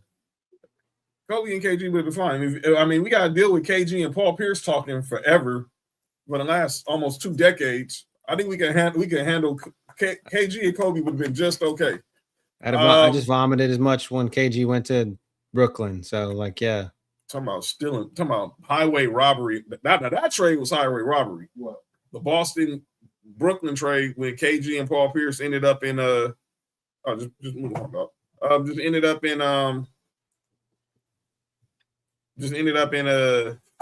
in Brooklyn, and Boston got all them picks, which ended up turning into Jason Tatum and Jaylen Brown, and Zach, it wasn't nothing to control around KG. He would have been all right. He would have been good. He would have been good with the Lakers. But I want to talk about the coaches. Mark Few, he was a good coach at Gonzaga, just still never won. We already talked about Doc Rivers. We talked about D'Antoni. But I want to talk about these ladies. I'm gonna start. Let's start with these ladies. Elena Deladon was a walking bucket. Whether it was when she was originally at UConn, but she transferred to Delaware when she was with the Mystics. I think she was with the Sky first before she ended up going back to the Mystics. She was drafted at the Sky, right? She was drafted with the Sky, and then she traded the Mystics, and obviously she went back to help take care of her sister. She was a walking bucket. I mean, right. Walking bucket. Nick? Yes. I said what you said, right? I was agreeing with what you said. Right? Yeah. Yo, you good, Nick? Yo, Nick, you good? What? Nick, what's wrong with your boy, man? All right. They were picking out drapes and carpets, man. Come on. Y'all insane. Hey, yo. All right. They're looking for a Persian rug. Shout out to him. Shout out to the Persian rugs. Not the Persian rug. She lies like a Persian rug. They got a new DeAndre Ayton. Hey, Sam, you all right? Nah, man. That's Mark Williams. That's the one that the Lakers supposed to get? Yeah. Damn, he went to another team and Dalton Connect still not playing. This is crazy. Yeah. Rob Pelinka, yeah. Dumbest thing Rob Pelinka ever did. Crazy. Yep. See, that's why I want to play Houston. Look at this. That's why I want to play Houston. Even without Luka and Australia, I think we can beat Houston. This Houston team is trash. John. Yo. I understand what you're saying, but if y'all got to play them in a 7-game series, they got too much talent for y'all. And I'll still take my chances with LeBron over KD because clearly I don't trust nobody else on that Houston team. I mean, besides Thompson, I don't trust nobody else. We don't got to that Thompson level. I mean, I ain't say they were better. Google go crazy against DeAndre Ayton. I still think they'll lose. He went crazy last year against Golden State and they lost. That's Golden State. You talking about the Lakers? Man, he still lose. I still don't trust him. But talk about Shamika Holdsquaw. She holds balls. Shamika, don't disrespect her. Shamika Holdsquaw. First of all, how the heck is she just now barely getting in the Hall of Fame? Number one. Hold on. Hey, T, the Brooklyn trade is way worse. At least we got niggas that were good at the time. They got a bunch of old niggas to sell tickets. The Brooklyn trade was worse than the Clippers this year. No, the Brooklyn trade was worse because they got 2 all-stars out of this. 2 stars. Yeah. Brooklyn would have had Jason Tatum and Jaylen Brown had they just stand back now, because they would have still been trash. And nobody knew SGA was going to be this good. Nobody. You knew that all the motherfuckers from Boston was old as fuck. when you make the trade. KG, Paul Pierce, Jason Terry, and Courtney Lee was the youngest, but even he was near the end of his prime. But I thought the Brooklyn team was actually going to be good with ISO Joe and KG and because they still had because they had Joe Johnson and they had Joe Johnson and Darren Williams. They had Joe Johnson and Darren Williams when they traded for Magic. Wait, who else heard that? Something wrong with your boy over here. But now remember, they had Joe Johnson and Darren Williams in Brooklyn when they made that trade too. Darren Williams burnt out around that time too. He was definitely at the end of the road. But Shamiko Holdsquaw. Oh, like Wanye dating little kid. No, I'm not going there. Not going there. You know, everybody knew that already. But anyway, Shamiko Holdsquaw. If y'all don't know her, y'all better go do some film study. You good? You good? John, you good? She was you good? Wasn't she a Pat Summit product? Yes. Baller at Tennessee. Baller in the W. Yo, you good? You good? Eesh. All right. Baller. Nick Paul. I don't know. What I do? I don't know, man. I don't know. I'm just talking about Shamiko Holdsquaw, how she was a baller at Tennessee, and when she was with the Mystics. Definitely in Tennessee. Her last name was Holdsquaw. She was a crazy person. Yeah, I'm reading her bio, her personal life bio. Cody, why you saying like that, man? That's what she was. Look, she had issues with she has issues with bipolar disorder that kind of like ended her career. I wasn't talking about bipolarism. I was talking about going after people with baseball bats. See, that's why. Oh, I know the story. They did a outside the lines about it. It was crazy. I'll issue another apology for her. I'm pretty sure she did some wrong. Yo, relax. Those was the best one player since she entered college. She was dope. She was real dope. John keeps overlooking that Tennessee only had one player on the women's. Nah. Because the next player announced came from Tennessee. Took things to the next level. No. Right now they only have one player on the team. Well, yeah, they all today. Ain't my fault. I mean, ain't my fault that they all entered the portal. I mean, RP Pat Summit. I mean, they RP somebody into their portal. Good. Is it still is Tennessee's women's coach still that lady that took over right after Pat Summit, or have they got somebody since then? I think they've got somebody since then. They've had but look, you never want to have a person to follow up a legend. Oh yeah, that lady that was on her staff that was supposed to be the next Pat Summit. She was good for like the first year with Pat Summit people or players, and then it was the same thing with North Carolina. We was talking about after Dean Smith. We went to Bill Guthrie. Kim Caldwell. Yeah, she's the coach. She's the current coach. She's the current coach right now of the Lady Walls right now. But what about Candace Parker? What about Candace Parker? What about her? Again, she's going into the Hall of Fame this year. She should have been in the Hall of Fame while she was still playing. Yeah, nigga, she won MVP and Rookie of the Year. That was insane. The only person did that was Wood, right?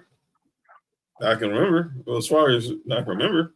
Candace Parker. Did she contribute? Did she contribute to Sheldon Williams' forehead? No, by slamming it into the bedboard. By slamming it into the bedboard, hitting it from the back. Nope. She slammed his head into the bedboard. Yeah, changed everything now. Yeah, she was slamming his head into the bedboard. Yo, that's insane. What's wrong with you? They were playing. They were playing that Earth of Trading Places. He was her beard. You didn't know? Yeah. They both had beards. No, Nick. You did not just say that. She called him a bearded dragon. Her slamming him head into the background is crazy. She went to Duke anyway, so forget him. Forehead into the bedboard. Yep, headboard. Whatever. And who's on the team with him during that time? Pig, what I do? What Candace was with? When Candace was with the Sparks? No. Who's on Sheldon's team during that time? Oh, Duke.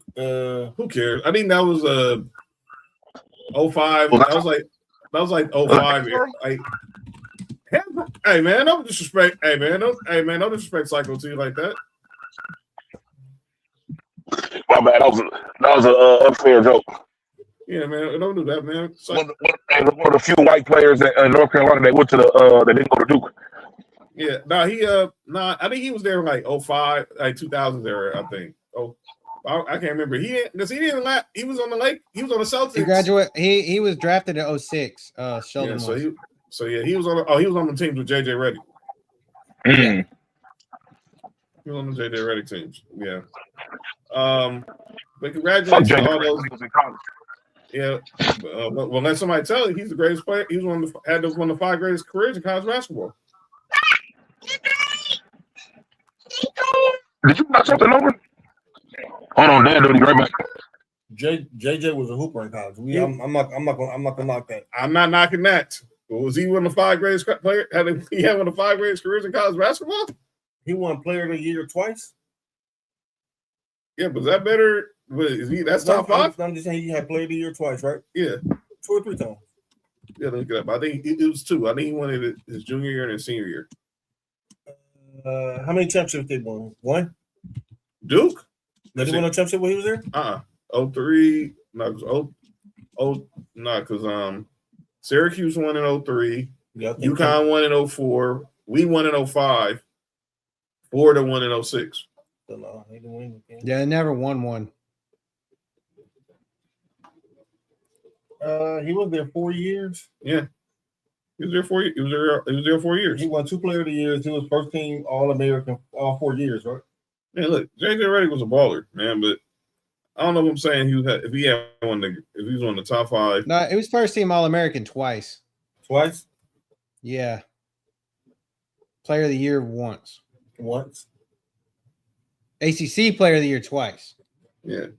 He was he was all freshman and the Wooden Award. Yeah, he was a 2-time. It's a first 2-time All-American, ACC 2-time Conference Player of the Year, National College Player, yeah, and obviously 2-time All-ACC. He's been multiple-time All-ACC. We all know he was in his Player of the Year, his senior year, but yeah, look, man, you ain't got to look. He was good. There was some other careers I probably took ahead of JJ's, well, especially at Duke alone. I would think there was. Say what? No, you good? You said he took Wood twice. Staying college 8 years. Wait. Staying. I was thinking that he had the most. He led the NCAA in points 1 year. I do remember that. First in points at like 900 and something points. I think that was it. He has like all the free throw records in the ACC. Now I'm looking at it. I mean, I wouldn't say one of the best guys, but he was a hooper though. I mean, if you just go by accolades, he a hooper though. Go back what Pat said. He said he stayed in college 8 years. That's crazy. He was only here 4 though. Stay 8 years in college, and people say, "Oh, look at his accomplishments." Well, hell, he stayed in Denver. I ain't what Pat saying, but he can't do that no more. Well, he was only there 4 years. Ain't nothing wrong being there for 4 years. That's what they paid Kyle Kuzma to do. You said Kyle Kuzma? Kyle Kuzma's back in college. No shit. I mean, he probably played for Jordan. Yeah, you good? Yeah, you good. What's wrong with you? How come he said JJ stayed in college 8 years and then said Tim Duncan stayed 8 years? What to do? Speaking of Milwaukee, this story with Giannis and the Bucks. Who they coach? The dude who's going to the Hall of Fame, Glenn Rivers. So y'all been following this story with the Bucks where they're pretty much getting investigated for did Giannis actually, are they illegally sitting Giannis out of games? You mean like the Pelicans did with Anthony Davis? Yeah, that. And Giannis claims he clearly wants to play. He's obviously feels like they're trying to sit him out intentionally, and now he's the character witness in his own case. That's the crazy part.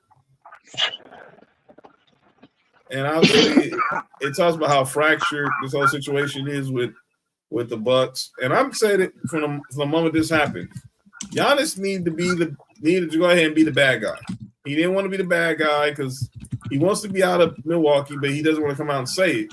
Just own it. You don't want to be there. But no, you don't want nobody to say, you don't want nobody to say anything bad about you. Well, that's because you get drugged through the mud if you ask for a trade, no matter how terrible a situation you in. Well, he did. In the summer, he tried to get traded to the Knicks, but they didn't have nothing to trade for him for. Yeah, but it's just the way the media attacks players when they ask for a trade is just ridiculous.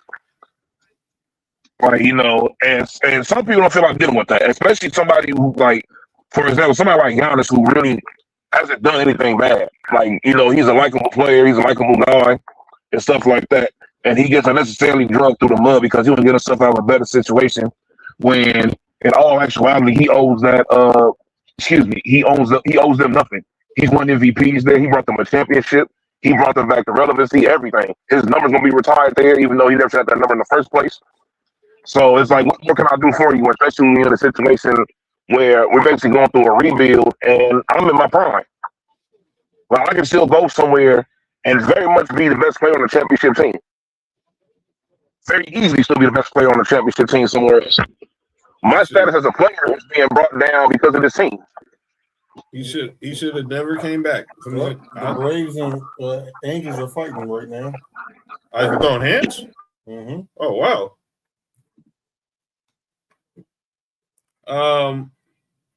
I said it from the moment he went out, Nick. I was that's not the Braves. He should have never came back. I always felt like he should have just stayed away and never put back on him. Huh? Oh, y'all out here? Yeah. We still mentally in Arizona when we won 17-2. We ain't played the game since then. Shout out to the Dodgers, though. They basically said that's Canada. Still, they just don't care about Canada.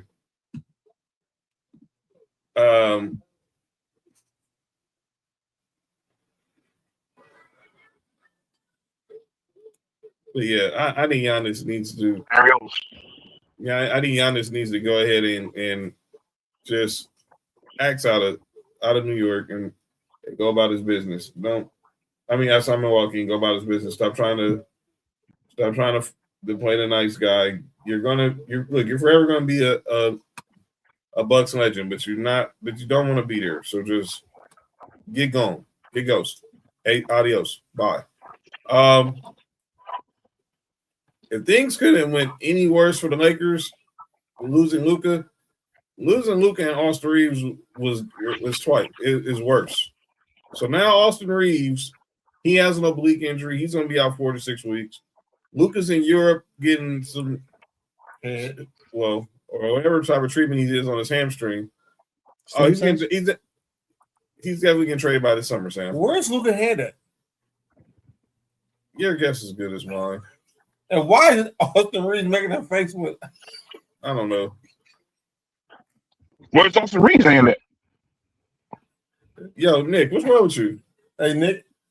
What is Luka doing to Austin Reeves? Make that face, dog. No. What's the heck is up with Nick in this comment? What happened? What he said? Dude, you trying to call me Avon Barksdale right now? What are you saying, dude? Jesus. You trying to call me my Stringer Bell, D'Angelo, Avon Barksdale? What? That Stringer Balls? Yo, chill. You makes it sound like a dude from The Wire right now. Never mind. But anyway, yeah, they're out for and obviously the here's the brawl right now. Yo, dang. So Mark's Braves are fighting Knicks Angels right now at the Big A. Ironically, that's a former Brave. And the Braves are up 4-2 right now in the bottom of the 6th inning. Look, I don't think if Luka and Austin Reeves don't come back, the season's pretty. I didn't think they were going to win a championship anyway. But if depending on the matchup, if they fall to if they have to run into Minnesota or Denver, I think they lose. I still think they can beat Houston because I just don't trust them. I think between the years mentally, I just don't think there can be a win a playoff series. But that's just me. Yo, relax, Nick. Relax, Nick. All right. But let's get to the NFL. Let's do some NFL talk before we get up out of here and get to calling out names. But we gotta let's get there because we're 2 weeks away from our NFL draft. And of course, the Sports Review Draft Show. Watch along 2 weeks from Thursday. Going down here for round 1. So and I'll make sure I'll be there for the show. I had to put in a personal day so I can make sure I'll be there for the draft show. He said I'll be sure. He said he'll be sure he'll be there for the draft. He didn't say nothing about no night and day. Relax. So Bill Barnwell. They don't know about that, Nick. They don't know about that, Nick. So Bill Barnwell, he does a mock draft where he does trades for every pick. So there were some notable ones in this draft. I'm gonna start with you, Nick. He does like a mock trade for each pick. So he has y'all saying y'all trade down one spot with the Jets, and y'all take the 2, y'all get the 33rd and the 103. Would y'all and the Jets would take the first pick and probably draft Fernando Mendoza. Would you have ever considered that, Nick? If that happens, the Raiders already got older Fernando Mendoza. Oh, we gotta get Nick back over here. Nick, no pun intended, Nick froze. All right, there you go, Nick. I dropped my phone. Say it again, John. My bad. So Bill Barnwell has a mock trade for you guys. Y'all trade the number 1 to the Jets. Hey, another former Brave. What the hell the Angels doing over there? For the number 2 pick, the 33rd pick, and the 103rd pick. Oh shit, that's Travis Arnaud. What's that? Travis Arnaud. Yeah, that's what I said. Another Brave. Wow. They got Jorge Solar too. That's what was fighting. They about to turn into the what the fuck was they about to turn into the he's out. He's out. They about to turn into the Anaheim Braves. Anaheim Braves. Would you consider this, Nick Freeze? What's that? Trading the trade? 1 to the Nah. My thing is that's still you still got a hot draft pick though. Don't get me wrong. And but at this point, sometimes there's certain qualities about players that go beyond just the field that can help your team. And I think that's what they see like in Mendoza. Like even outside of his skills, they feel as if his leadership can be something that can be like stable within the organization that really hasn't had like no real leadership since Derek Carr. And I always said Derek Carr is consistently one of the best leaders in the NFL because he's been through some bullshit and he kept teams together when they really could have just went to shit a few years. So I think that could be something right there. That type of stuff can be infectious within the within the locker room. And my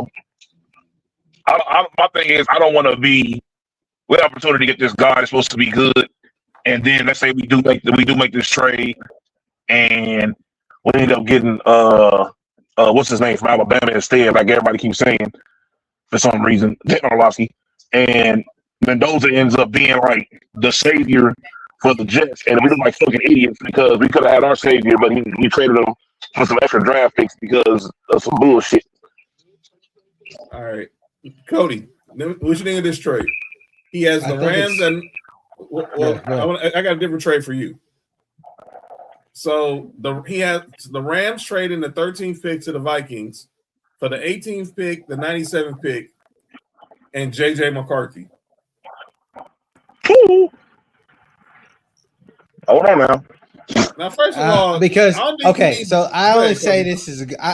only say this is a smart move because JJ McCarthy was a fucking Blake Corum merchant at Michigan, and he would be a Blake Corum merchant one more fucking time in LA.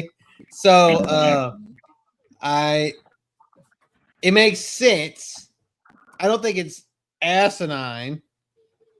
And I felt like Sean McVay would, if it was something that actually went through, I feel like Sean McVay would make it work.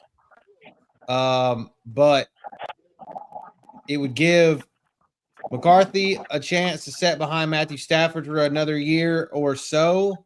He would learn how to actually be a competent quarterback.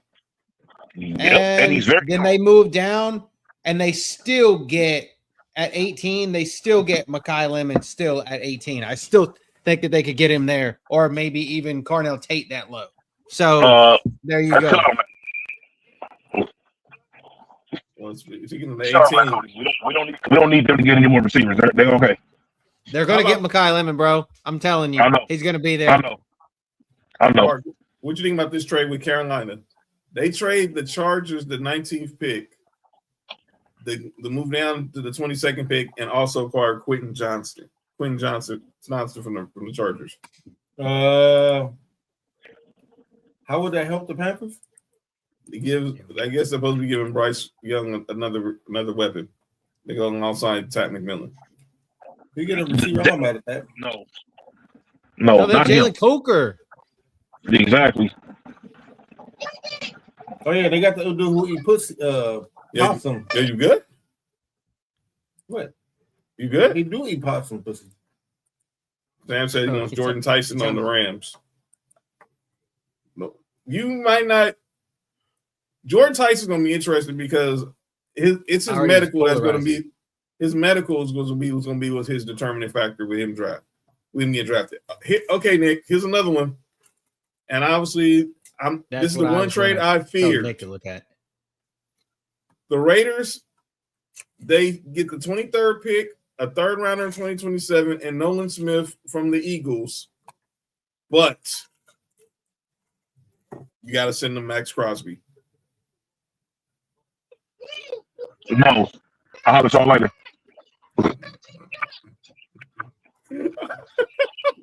Thank you for not helping the Eagles. Oh, I'm gonna say the Eagles.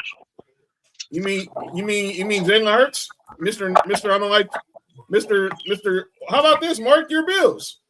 As Mark, give Mark a second. All right, your Bills. Y'all trade out of the first round with the Titans for the 35th pick. Y'all get the 66th pick. Y'all send them a 5th rounder as well, and y'all send them Keon Coleman. So we get a 35th pick. Get the 35th. We get a 2nd and 3rd to give up our 1st and Keon Coleman. Yeah, and a 5th. And a 5th. No.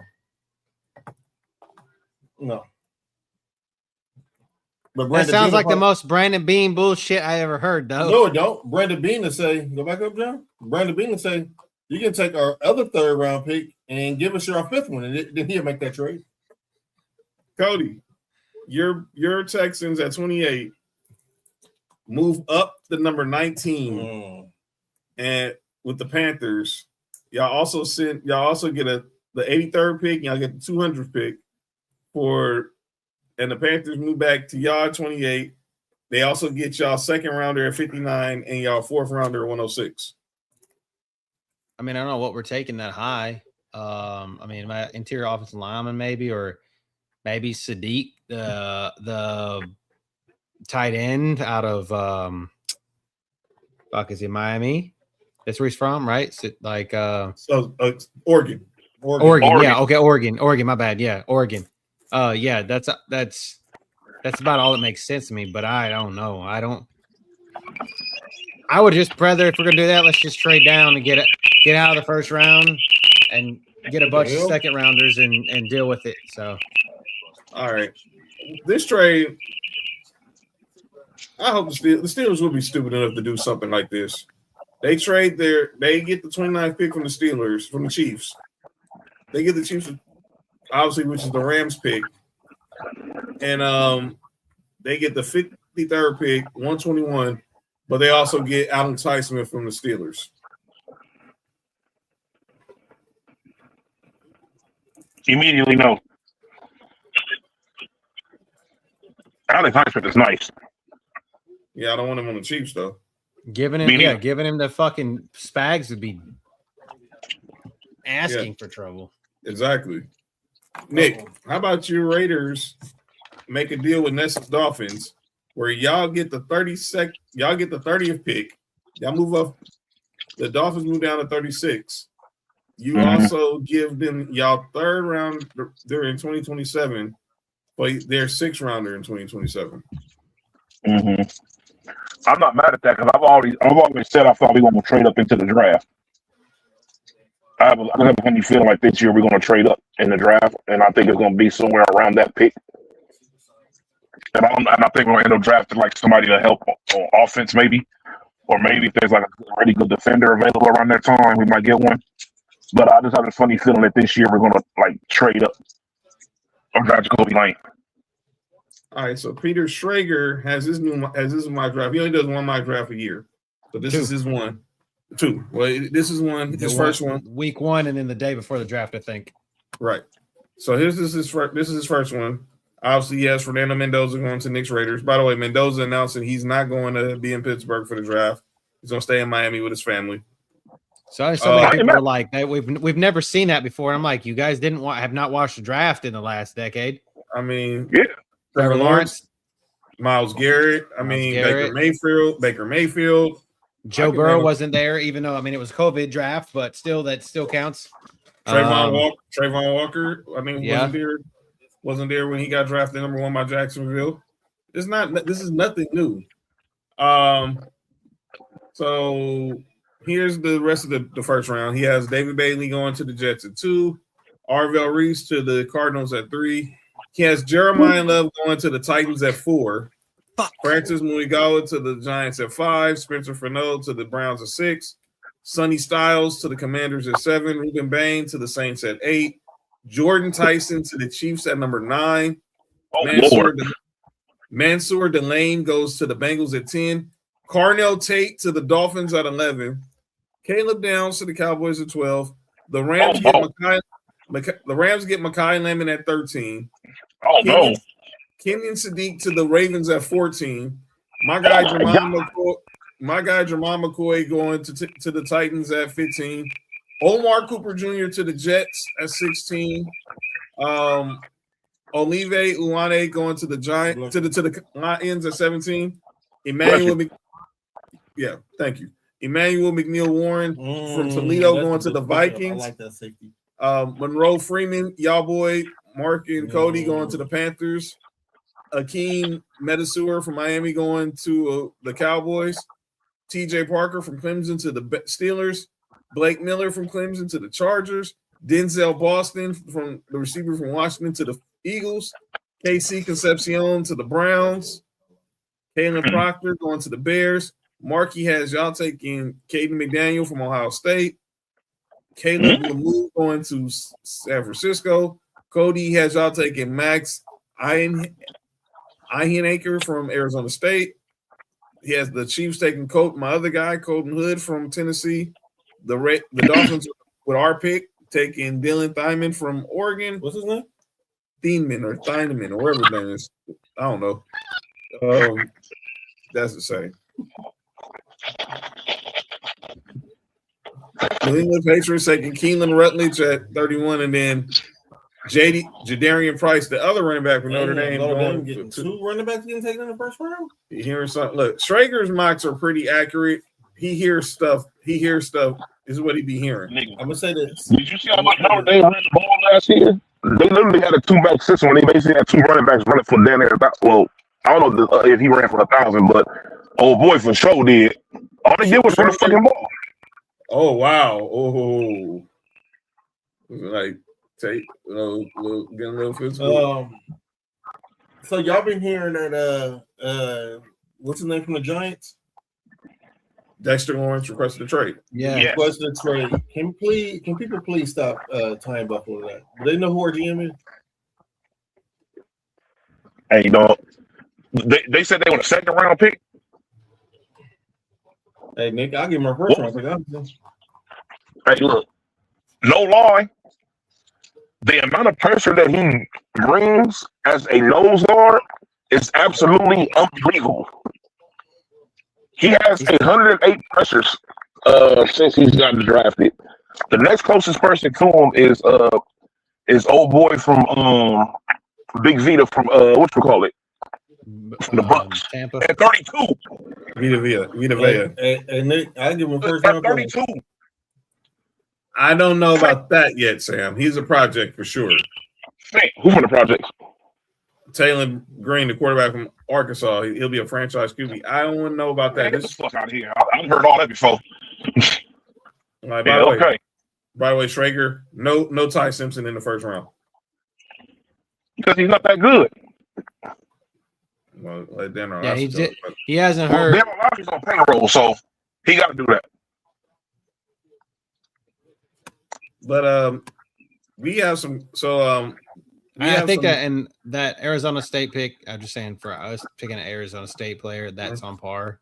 And I just say that is like we pick Iowa State or Arizona State players or teams. We just literally in the first round or the second round or third round, we love guys that come from colleges that are red and yellow. So, well, just our pretty first much. our first round pick is already in OTAs, and that's Jalen Waddle. So we'll see what we do in the second round. My Wolverine. Yeah, this is definitely a weak quarterback class. Next year is the class you want to be in with, possibly if they live up to the hype. But we got some pro prospect comps, and Cody, you're a good person to have this on because obviously you dabble in fantasy football. So I want to get you some of your thoughts on some of these comps. Cedric Falk, they comparing him to Cam Jordan. Spencer Fernello from Utah, they're comparing him to Charles Cross. Jordan Tyson, they're comparing him to Jerry Jeudy. That's not good. They said Tyson uses his quickness to separate and his speed and yak ability to be an uncoverable receiver against man coverage. Like Jeudy, he can be too complex in his releases, and struggle with physicality through the route. But a healthy Tyson can be both a big play threat and a high volume receiver in the league. I just heard that he's like super polarizing. He's either going to be taken inside the top 10 or outside. He's going to be in the bottom. I don't think he's in the middle somewhere. I think he's just either at the top or at the bottom from whatever thing that I've heard. Those two guys forgot. Nick. What happened? Sheesh. That's wild, Nick. He compared Omar Cooper Jr. to Rasheed Rice. Said Cooper had a breakout season for Indiana 2025, hauling in 13 touchdowns. Over 50% of his receiving yards were yards after the catch. The area of his game that best mirrors Rasheed Rice's skill set. Cooper does an excellent job in setting up blocks. He's patient and has good vision and shows overall contact balance to chew up yards. Hey, is his driving skill set better than Rasheed Rice, though? I hope so. Rasheed Rice not the one that got arrested for domestic violence? Yes. That too. That too. Yeah.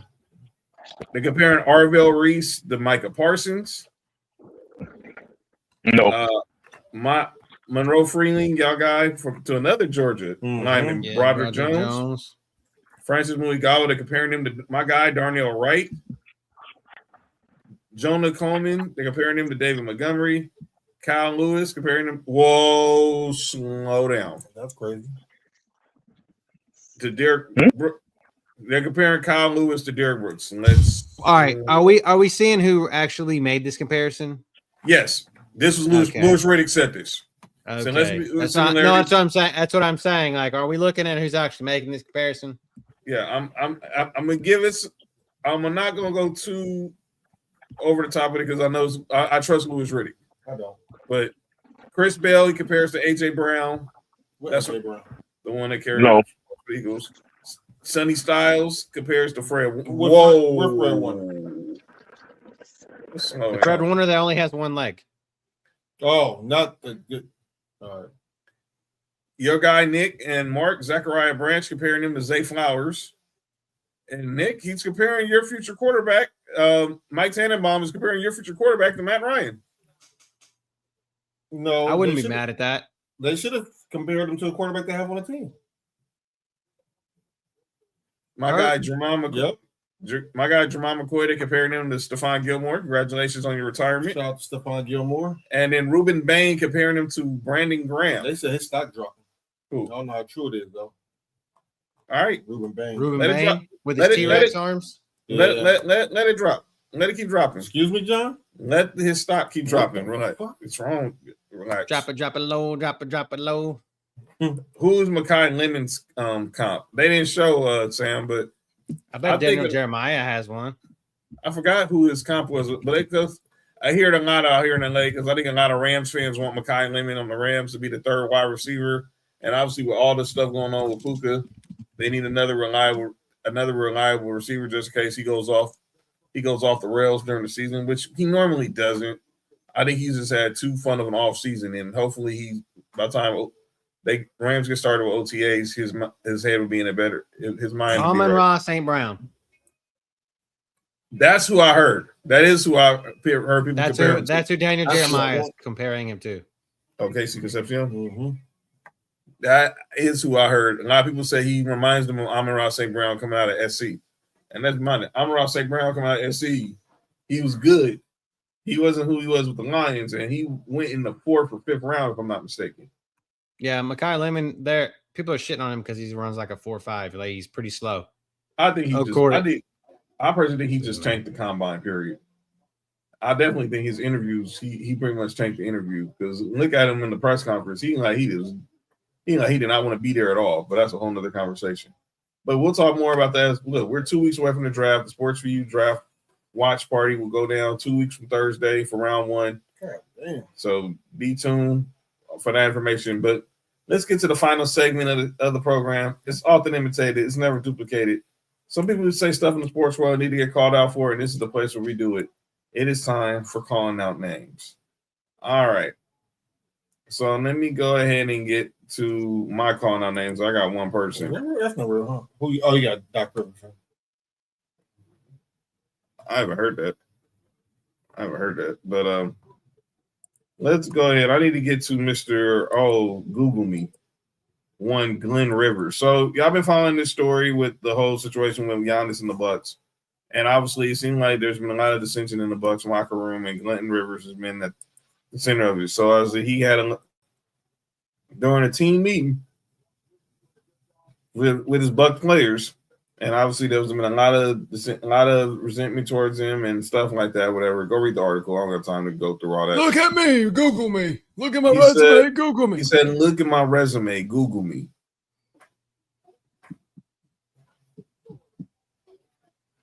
Excuse me. Google you? Do you have a Hub account? Is that what we're supposed to be Googling? Google me, huh?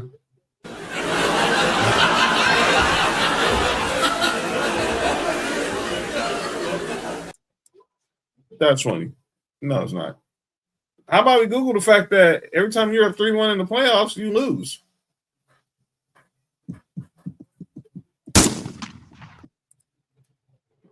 We can Google that. You ain't done nothing since you've been in Milwaukee. You didn't do nothing with the Clippers. You still lent off that one title with the Celtics. What would you do in Orlando? You was about to get fired. Well, you did get fired, and thank God you didn't take the Lakers job. Thank God. But Doc Rivers, stop it, man.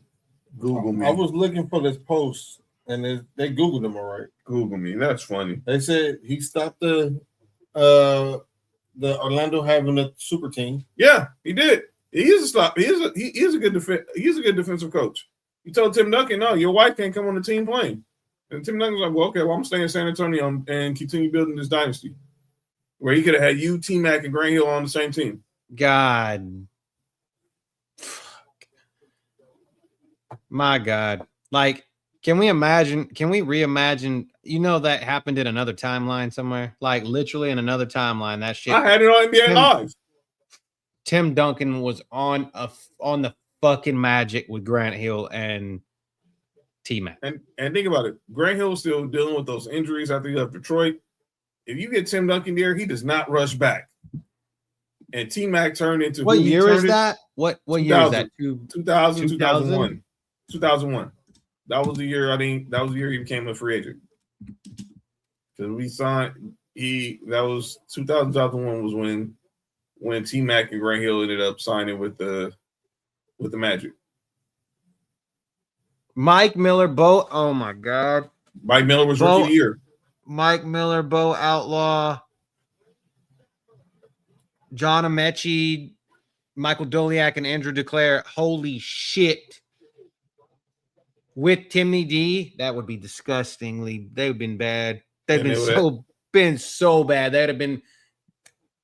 That's why they had to sign. And bad in a good way. And they would have had T-Mac and Grant Hill. But Doc Rivers told Tim Duncan, "No, your wife can't come on the team playing." Wow. That was stupid. How stupid was that? How stupid was that? Yeah. So Doc Rivers. That's why if you want to Google Doc Rivers, make sure y'all look up Doc Rivers Orlando Magic. Then they end up with Horace Grant's and Patrick Ewing's old aged out ass the next season. Oh my God, that was disgusting. But yeah, that's my call now names. Go ahead, Mark. I was gonna put somebody on there, but Stephen A. Smith and Matt Barnes and Pat Beverly. Oh my God. I don't know what's going on here. I don't know what y'all got going on. It's insane. But all this need to stop, man. Yeah. All right. We all know the situation with Stephen A. and Matt Barnes was over the whole LeBron Memphis comments thing. And now LeBron was right. And let me say this: for someone who has family roots in Memphis, I didn't have a problem with anything LeBron said. I know what Memphis is like. I know everything he said about it is true. Listen, man. Once I heard a player got robbed walking from the arena to the hotel, which is right across the street, it was enough for me. The hotels in Memphis are not the best. And Jeff T came out on 520. He said it. He said he tried to take an ice bath and the water turned brown. That's disgusting. Did he get in it when the water turned brown, or he was in there getting ready to take an ice bath? Oh, he didn't get in yet. I don't think he was he was getting ready to take an ice bath and the water turned brown. And then, by the way, I'm seeing Jeff T when I'm in Vegas for WWE World. He's 520. He's doing a podcast on Sunday here. Also, obviously, and then they're staying at Hilton's and not Four Seasons. That's really the gist of it. And then obviously, look, they're not moving to Nashville because number one, Memphis can block anybody who moves anything within the state of Tennessee. So, but that whole situation, then you have Pat Bev saying, "I'm better than you, Matt Barnes. I've always had a better career than you in crap." And I'm like, go somewhere, dude. Go somewhere, dude. But yeah, this all crazy. I know what the situation with Stephen A. and Matt was about the LeBron comments. And Stephen A. asked him, "Well, you talking about that? Why didn't you didn't question when Gavin Newsom about everything going on in California?" What did the people on the golf course ask him about that? About what? What's going on in California? Or they asked him what's the best city to play in? No. Stephen A. Smith got to shut the fuck up. But I don't know this. But that LeBron did not your mouth. Pause. Let him piss. But I don't know the situation with Pat Bev. I don't know what happened with how this whole Pat Bev, Matt Barnes stuff happened. I just saw Pat Bev saying. Well, that started because Pat Bev was talking about Dwayne Wade, and Matt Barnes sided with Dwayne Wade. And Pat Barnes trying to get his show off the ground, so anybody that says his name, he's gonna pretty much. Yeah. But yeah, that's a whole nother conversation. Nick, you got anybody? Yes, I have Patrick Beverly on call our name. Oh. Go ahead. He said we go be on the show next. Hey, Nico. Shout out to Nico. Exactly. He said that he would choose Rudy Gobert over Ben Wallace. At what? For defense. At defense. He said he's choosing Gobert. At what? Defense. I didn't even, so it was so crazy that I didn't even bother to even hear more explanation than I heard. As soon as I heard him say he's taking Rudy Gobert over Ben Wallace, I said, I'm cool. Right. Go over there. Get out of here. Okay, this is why sometimes dudes just don't know how don't know how grateful it is to have a platform. You saying stupid stuff like that. Yeah, ain't nobody in the world taking no Rudy Gobert over Ben Wallace. We're talking defense. Oh shit, Jerry Vanderbilt, young coach, just got into it. And JJ? Mm-hmm. Oh, great.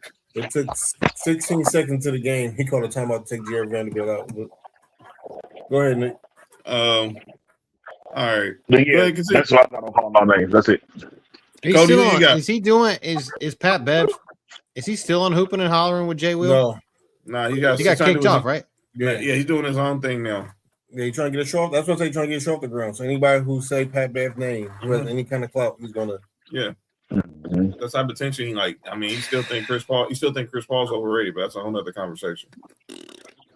Well, I watched Pat Bev at University of Arkansas because when I was living in Arkansas, he was still at Arkansas. So, but by the way, he said his favorite player growing up at Arkansas was JJ Redick. That's crazy. I'm gonna say this: he's not from Arkansas. I don't think he's from Chicago. Him in high school was nice. Yes, he was. It wasn't a score 27-6. Yeah. By the way, Lakers actually drafted Patrick Beverly. Yep. But we traded him to Miami.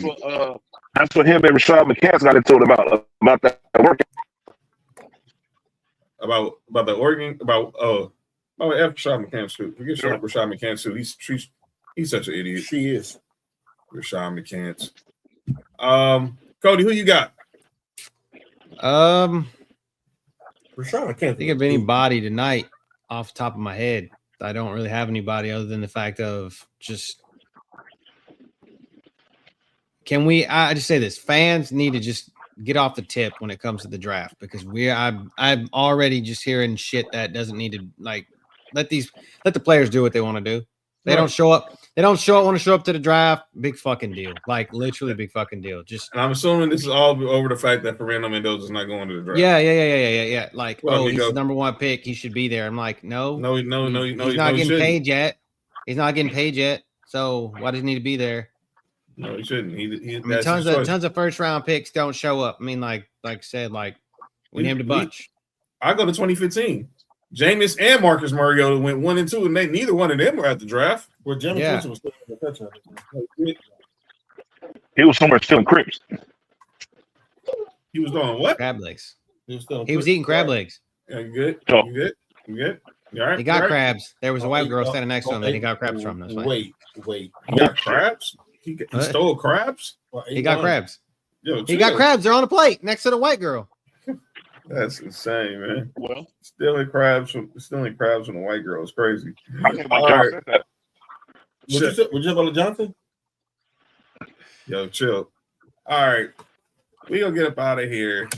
Friday, we'll be back Friday. Obviously, starting to look ahead to the NBA playoffs. We're near the end of the season. Tuned in. Go watch my apology. Yes, if you missed the show, go check out Cody's apology to Fat and the Michigan Wolverines. It was must-see TV. But we're gonna talk about the playoffs, starting ahead to the playoffs. Wemby and all this talk about these injuries and the 65-game rule crap. Can we stop it? Check me out tomorrow. Good. About to be first team on NBA. And that's insane. He's gonna be all. He should be all NBA. He might win MVP off of everybody being hurt. The greatest receiver. Most overrated: Sammy Watkins, Keyshawn Johnson, Odell Beckham, Josh Gordon, Des Bryant, Chance Johnson, Javaris Landry, Andre Reed, Kenny Gallup. All right. He's the most overrated. Kenny Galladay's the answer to that question. Well, they get that whole list of people. Oh, it's a list and like in order? Yeah, he's trash. No, I know why Mark saw the list. I know why the list caught Mark's attention. I'm about to send it to the group chat. I see now why the list caught Mark's attention. I'm waiting till y'all see the group chat because I think Mark because there was some blasphemy on that list. Now I see now why the list caught Mark's attention. But yeah, tomorrow. Excuse me. Oh boy, I said Andre Reed being on there is wild. Yeah, that's what caught Mark's attention. That's exactly what caught Mark's attention to this list. Wild. They put Andre on there. You said Andre Ryan? No, I said Kelvin Benjamin. Oh, I hate Kelvin Benjamin. I hate Kelvin Benjamin. Want to bring the bean? You play for the Panthers. You play for us, players. Where's Javon Walker at? Hey, John, he been the same. He got his ass flipped out there in Vegas. He really hasn't. Where's Javon Walker at, dude? Come on, dude. Stole money. You robbed the Raiders. Come on, dude. Stole money, man, dude. All right. But check me out tomorrow. Final Sports U Wrestling before WrestleMania. And then obviously No Rules is coming back. We'll be here Thursday. The return to No Rules. So make sure y'all follow on IG Live. And then me and Mark will be here Friday for Sports View to talk NBA playoffs, the 65 game rule, and all that other stuff. And then all four of us will be back here on Tuesday. Only one show next week because I'll be heading to Vegas next week for WrestleMania. So we have to understand why the Phoenix Sun. Okay, you still trying to figure that out, huh? Yep. Find out who their first. I mean, AI probably got the answer. Allen Iverson. No, well, he probably know the answer too. But I mean, shout out to the Heart Foundation. Yeah, you said shout out to the who? To the Heart Foundation. Yeah, I don't know if Nick really meant that, but that sounds, but it sounds funny hearing him say that. We'll get up out of here. The Heart. That's the Heart. Heart. That's what HART. That's what BC do. Oh, yeah, you good? BC. That's for black. Never mind. Go ahead. All right, we'll see y'all on Friday. Have a good week, everybody. This has been Sports for You. I'm John. That's Mark. That's Nick. That's Cody. Peace, everybody. For you, from the coast to you, 3 LA minds talking what we do, from the streets to the stats, from the bar to the chat. Sports for you. Yeah.